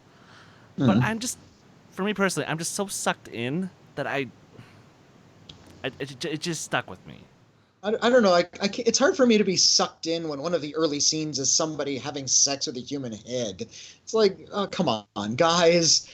That's like Herschel Gordon Lewis shit right there. You don't need all of this stupid gore exploitation in the middle of this movie, which is supposed to be really atmospheric. And then at the end, it turns into this big homophobic metaphor. I can't abide by High Tension. I do not like that movie. That's fair. That's fair. I'm looking over at my phone here, and I'm trying to see if Alexandre Aja has made any films I liked. I didn't see Crawl, but I did like Piranha 3D. Yeah, I liked Piranha 3D.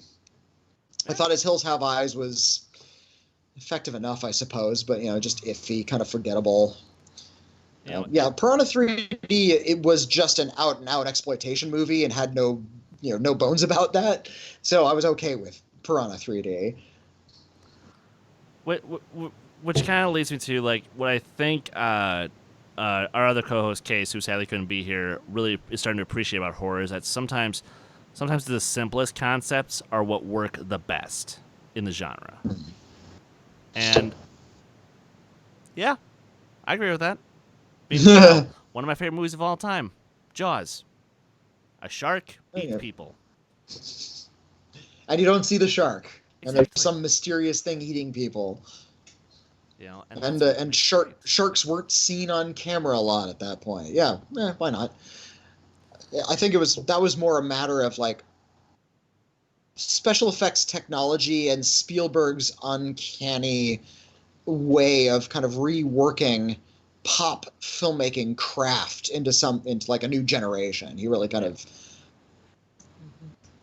I think he really just pioneered it, not just popularized it. Like he made that type of filmmaking really popular.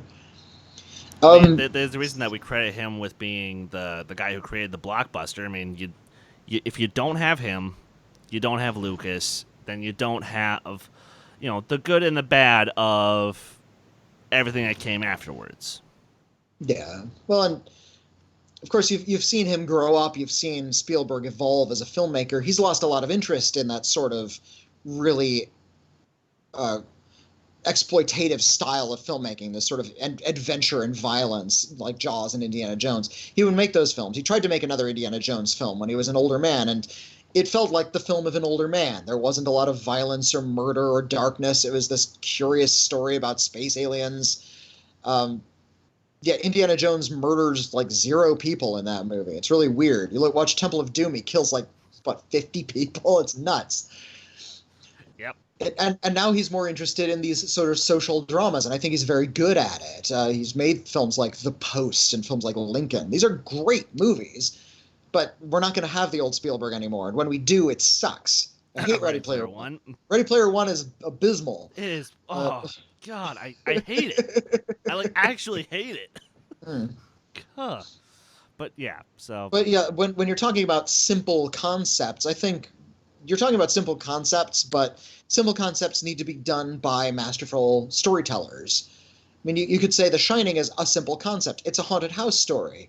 Okay, but it was done by a guy who's not a horror guy. It's a guy who's more about cinema and craft and was more trying to explore fear than any kind of horror movie tropes.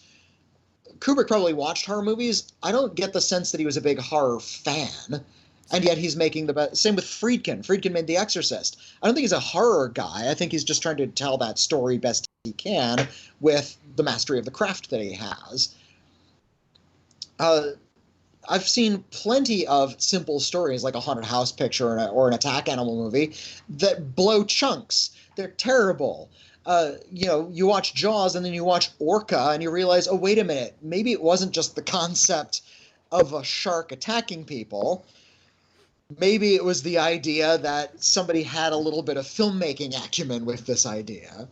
See, I thought it was the fact that a female orca gives live birth on the deck of a boat, and somehow we're supposed to be compelled by that. But fucking orca.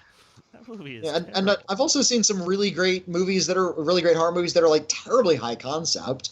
One of my favorite horror movies when I was a teenager, and to this day is one I have an incredible weakness for and will never put down, is John Carpenter's In the Mouth of Madness.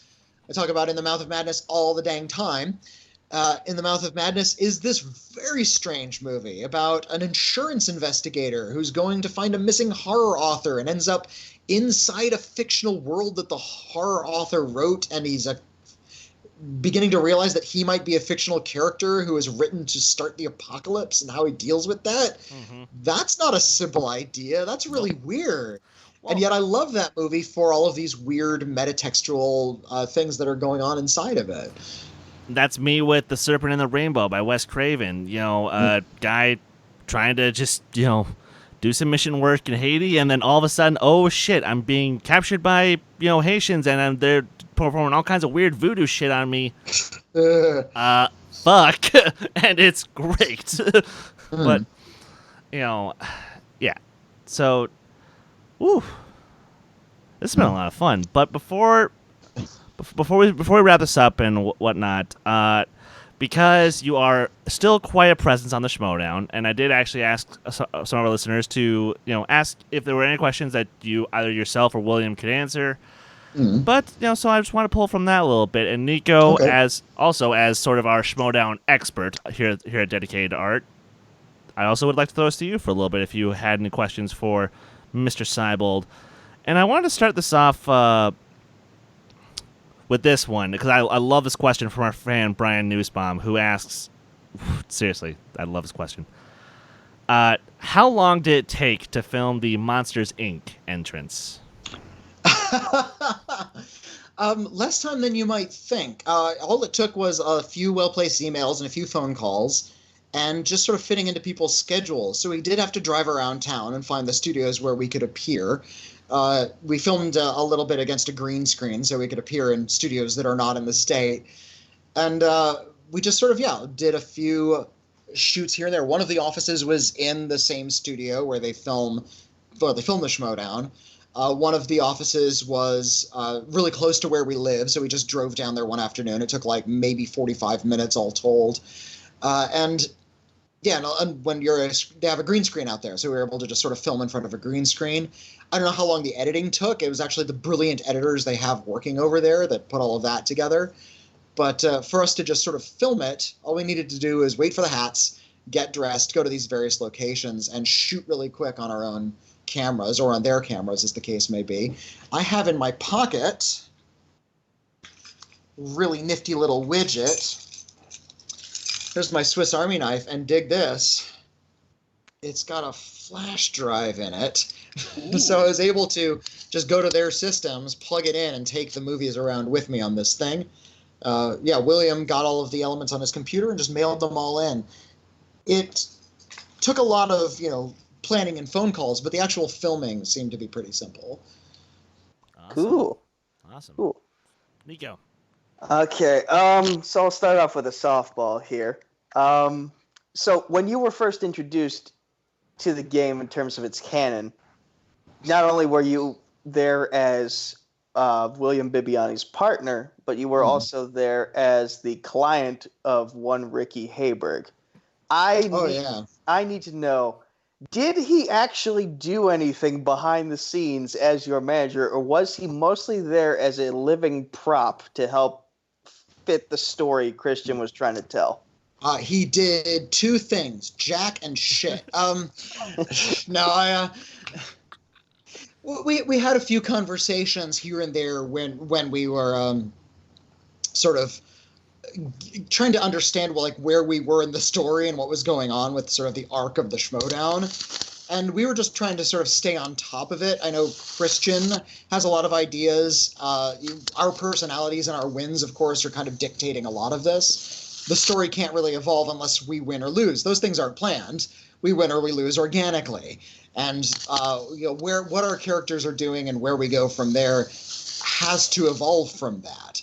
The contest is all real. This it's not like wrestling where the outcome might be dictated ahead of time. There's none of that in the Schmoedown. It's all the trivia is real. So trying to figure out where we would go, what our arc would be, was really an interesting thing to do. Ricky was just sort of there as part of the conversation. I'm not sure how much of the actual dictating and managing he contributed. And once he was out of the story, we sort of just all figured it. Attention moved, and we all started figuring it on its own. Gotcha. I'm not sure how much I'm supposed to say about the behind the scenes stuff because I want the mist to stay intact. That's fine. Although I will just say this: I very much appreciate a couple of years back when we first met that you had the very audacious statement to make, or you and Baby and I together, where when you agreed to do this, there was one condition: Ricky wouldn't do trivia. And what happened at Spectacular 2? Ricky did trivia. And yikes. But but sometimes it's all for fun. It's all for fun. It's all for fun. And speaking of managers though, presumably you have been filled in on the details of the nuke. I don't know what that is. So basically, this is interesting. Okay, so then so next season, pretty much most of the teams and whatnot, and most of the factions, depending on people's rankings, they're gonna get split up. And that okay. Yes. Yes. Yeah, So, I had been made abreast of it. I didn't know the name for it. Okay, but yeah, sorry, I know what that is. Tip, the name of the nuke. The name is the nuke. And I actually had a question from our fan Garth McMurray. He asks, for the nuke, what manager would you personally like to have? Manager? Oh golly, I have no. Oh golly. Yeah, I don't know. I don't know who's going to be on that roster. I don't know. Whoever it is, I hope they can sort of channel me in the right direction, as it were. Yeah. So well then here, Nico, help me out with this one. I could honest to God see Witney in somewhere like the dungeon, hanging out with Kaiser, Smats, Apollo Yama, and all them. Is there a league of just like a bunch of bitter assholes? Because I think I'd fit in right there. Well, that I guess corruption, depending on who's still in it at the time. But this actually works as a transition for my next question, because with the nuke, they're going to be draft picks. Each manager is going to pick 10 people, I think, out of a realm of 115. So there will be 15 who might get left out of the loop here. When you came into the game, same as William, you had a lot of hype behind you. And sadly, your performances, or at least the outcomes of your performances, have not shown that exactly. Like, you've had a rough year, especially with this season, even with the exhibitions. So, depending on what happens in the first round of the team tournament with you and Mark Hewick, it's Hoik. Hoik. Yeah. Yes. Are you concerned at all that the season you've had will affect your standings in the draft and who you will get paired with, if you get paired with anyone at all? Well, I mean, if you're going by the stats and the numbers, yeah, I don't have very good stats or numbers. I mean, it's a trivia contest. You do as well as you can. You know that stuff or you don't. And I've had some good games and I've had some bad ones as well. If it does affect my standing, c'est la vie. That's I can all I can do is cross my fingers so much. And of course I can appeal. I can try to go to the various managers and woo them and make them try to make them see that I'm a much more interesting person than they think, even if my track record is bad. I think people like to watch the Schmoedown not just to see me kick ass, but just to see me be me. It is hoped that they want to see me compete whether or not I do well or badly. And if I can convince a manager that that's a good direction to go, then that would increase my standing. What do you think's been holding you back this season? Like, is it just like you mentioned earlier about you don't know what the mainstream of movies is anymore? It's Oscars questions, bullshit Oscars questions. Because I'm sorry, that Oscars round was bullshit. But nevertheless, you have a wide range of film knowledge. Mm. And a lot of those films that you know about are films that don't get asked about those movies very often. So what's going through your head there? Is it making you think maybe I should study some of the more talked about movies, or if you choose to study at all, like, I don't know what you do to prepare for the game. A lot of Trivial Pursuit. I ask people to sort of quiz me from time to time. And the problem is I and the circle I run in, we tend to go back to the same types of movies a lot. And the types of movies I like to watch and the types of movies I study aren't really mainstream films. There's a lot of mainstream American pictures that I'm just not familiar with. Any American film from the 1940s is kind of a blind spot for me. Not that I have an aversion to that, I just never really got around to it. When other kids were watching those types of movies, I was busy watching obscure horror and like international films. Like I was digging deep into Ingmar Bergman and completely leaving John Ford in the dust. So if you're going to ask me about classics, it's going to be a blind spot of mine. As a kid, I wasn't a movie kid is the problem. I didn't really get into movies seriously until I was maybe around 16 or so when I started working at a movie theater. So even though I was a kid in the 1980s, I wasn't watching those films. I was playing Nintendo and listening to funny music. I wasn't going to the movies a lot. So it took me until I was in my 30s to see something like Die Hard or Lethal Weapon or Beverly Hills Cop or Predator. These aren't like the tried and true classics for me that they are with a lot of other people. I haven't seen Star Wars a million times. I saw Star Wars for the first time when I was 18. I didn't grow up with it as part one of my childhood go-tos. I didn't see those movies in theaters when I was a kid. I'm not a big fan of Disney and Disney animated shows, so I only saw like maybe 3 or 4 Disney animated classics. To this day, I haven't seen something like 101 Dalmatians. I think I've seen Lady and the Tramp. I know I saw Pinocchio when I was maybe 5, but a lot of these kind of mainstream films that tend to be cited a lot in trivia contests are films that I know of, but I'm not really intimate with, if that makes any sense. If you want to ask me about Mel Brooks comedies or 90s horror movies or the indies, like 90s indie, anything in the 90s I'm pretty covered on, because that's when I started obsessing about movies. That's when I started seeing everything. I'm really familiar with a lot of that stuff. But I think that's why I've been getting bit in the butt a lot here at the Movie Trivia Schmoedown. They're asking about exactly the type of movie that I didn't study as a burgeoning critic. I would love to move for them to put like a Criterion Channel wheel, slice wheel. That would be great. Or like international classics. They do have like an indie darlings, but from what I understand, it's not a very popular character. But they do, they got plenty of superhero slices and plenty of like big genre mainstream entertainments. 80s action. I don't know 80s action. I caught up with 80s action later. And when you see something once in your 30s, it's a lot different from seeing it 5 times when you're 15. And it's just not going to stick in my, and especially after I'm a professional critic and I'm consuming films at this sort of voracious pace, and I'm seeing a lot of the new stuff, and I'm catching up with a lot of classics. So a lot of this mainstream stuff in the middle is just kind of getting lost. More than anything, I just need to watch those goddamn movies. I need to see all of those ones I've always heard a lot about, but never actually sat down to see.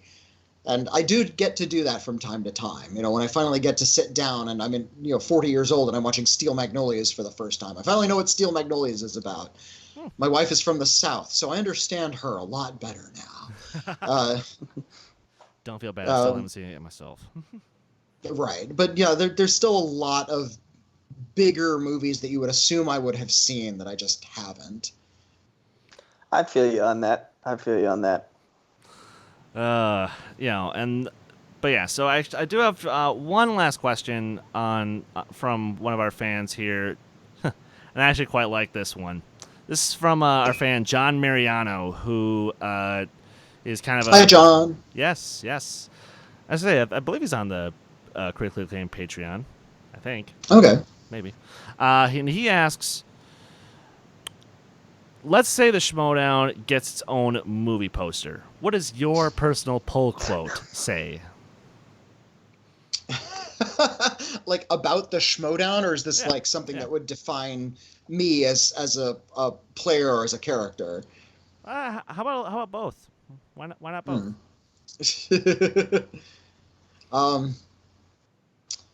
Oh gosh, let's see if I can do this without ripping off another funny movie poster. One of my favorite taglines was when they re-released Monty Python and the Holy Grail, and the tagline was "Makes Ben-Hur look like an epic." I hate Ben-Hur so much. Oh, but it's got all that great queer subtext. Dude. Okay. Chariot scene. Oh. I think the problem was it was 4 hours long. I was running behind on homework. I wanted to watch wrestling later on that night, and it was just like okay. this. So you just saw it under bad circumstances. Fair enough. You have to commit to the 3 hour and 45-minute runtime. Yes. Let's see. What's a good pull quote? Better than a poke with a stick in the eye. That's how I describe the Schmoedown. As for me, how about who me? Sure, I'll do that. That'll be my pull quote. Yes. Because I'm picturing a lineup of all the players, and one is like, "I'm going to destroy you. I have the greatest knowledge," and mine will be like, "Huh? Oh yeah, sure. Write me down. Pizza? Oh no, contest. Okay, yeah, sure." It kind of just absent-minded backing into it. That would be my quote. Perfect. That is beautiful. Oh shit. Okay. I forgot about this one. I actually, even though I wish Bibiani was here to see your reaction to this question, but I think this is gonna be perfect enough as is. Well, I'm on camera. He can watch this. That's true. He can. So, Garth McMurray once again asks, I have Bibbs versus the Kid in the final match of the singles tournament, and he was wondering, if that were to happen, who would you root for? Who would I root for? Well, I'd root for William. I mean, I have to. He's been my partner. Now, who would I put money on? That's a different issue. Let's see. No, I'd actually root for William. William is a pretty damn strong player, and the Kid is good. But I mean, William has the track record that I never got. So he's just been improving. With the whole spectaculars, he's always been able to stick there, and he's right on the same wavelength as this competition. So I think, yeah, I'd root for William, but I'd also put money on William. And if the Kid won, I'd shake his hand and say, "Well done." No bitterness. Oh no! All the bitterness on my end, at least, because I'm bitter about the world, but I'm not bitter toward people. There's a big difference. Fair enough. You know, go ahead. No, please, Nico, go. I was going to ask if we have time for one last question, but if you were making a transition. No. Okay. Having spent time with him, what the hell is Mark stroking in his hand, and why is he doing it? Oh, I'll show you. Hey, wait here a second. This is going to be great. This is going to be just great. Here I am. I'm back. Yes. It's this. And why is he stroking it? Yes. Do you know what this is? No, not really. Have you seen the movie Hellraiser? I have not. Okay. This is Yeah, in the movie Hellraiser from 1987, directed by Clive Barker, there are 9 sequels. This is called the Lament configuration. It's a puzzle, and you have to operate it by running your finger around on the various patterns you see on the sides, and it opens up, and that's when Pinhead and the other Cenobites appear and torture you to death. And they torture you to death because in the world of Hellraiser, and it's a kinky film, in the world of Hellraiser, being tortured to death is the ultimate sexual experience as well. Clive Barker was kind of a twisted dude, and he wrote stories about that. And yeah, so this is the box. It appears in all of the movies. Yeah, you solve it, and what he's doing is he's doing what they do in the movies. Like this little circle in particular, you run your finger around that, and it opens up in a really elaborate fashion. So this is what he's been holding in all of those. Because when he first appeared, I was solving one of these, and Mark appeared behind me, the implication that he's a Cenobite. Yes. And ever since he's appeared and he's had one of these in his hands, he's kept it on the desk, he's been the Cenobite. He's been this kind of dark, evil, malevolent, demonic torturer, and that's been the persona he's been rolling with. And I kind of want to see this movie now. Yes, dude, honestly, watch it. Hellraiser and Hellraiser 2 are among my favorite horror movies. Don't bother with 3 through 10. they're all different levels of mediocre. 4 is okay. 4 is okay. Say, yeah. 4 was okay, but yeah, no. Seriously, Nico, Hellraiser 1 for sure. Give it a watch. I think you'll actually like it.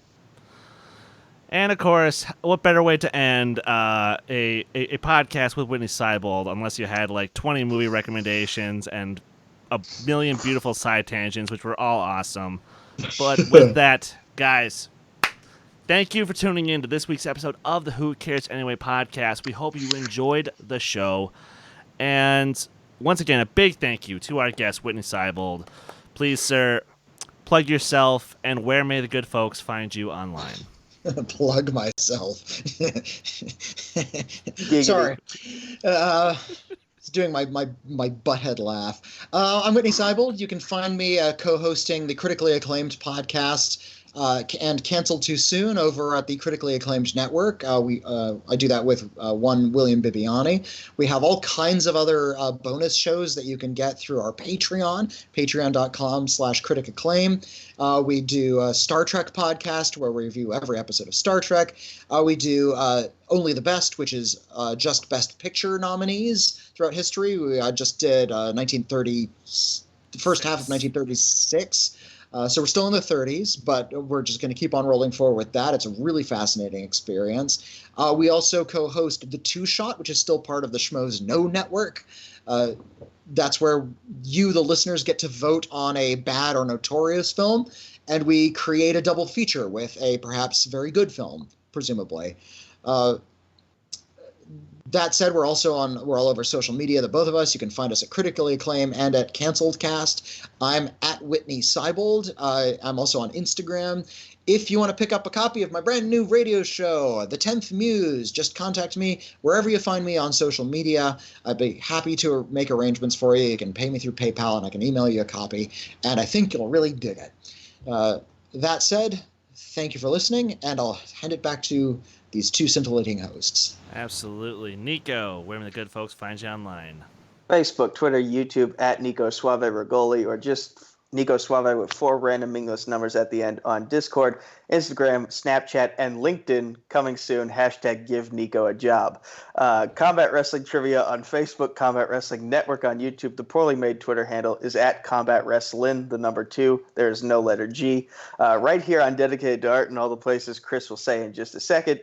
And hashtag Trivia for Thon 2. This January, we're raising money once again for the Four Diamonds Pediatric Cancer Research Fund as part of Penn State's annual Thon event. Through these fan leagues, through some great matches. We're going to have a couple more title matches than we did last year. And, of course, the big rivalry between D2A and Call to Action. Boo, Call to Action. And, of course, you guys can follow me on Twitter, Instagram, Stardust, Letterboxd, and Discord at Skywalker Dome. And you guys can follow this fair channel on Twitter and Instagram at D2A Channel. Please like our Facebook page, and make sure you guys check out our Schmoedown reactions. Check out our Star Wars Resistance recap show, Viva la Resistance. And, Nico, am I forgetting anything? No, I'm not. All right. So yes, check out all those great shows, and stay tuned because in the coming weeks we do have some announcements. We do have some new stuff we've been working on. But until then, you guys know what to do. Take care. Yeah.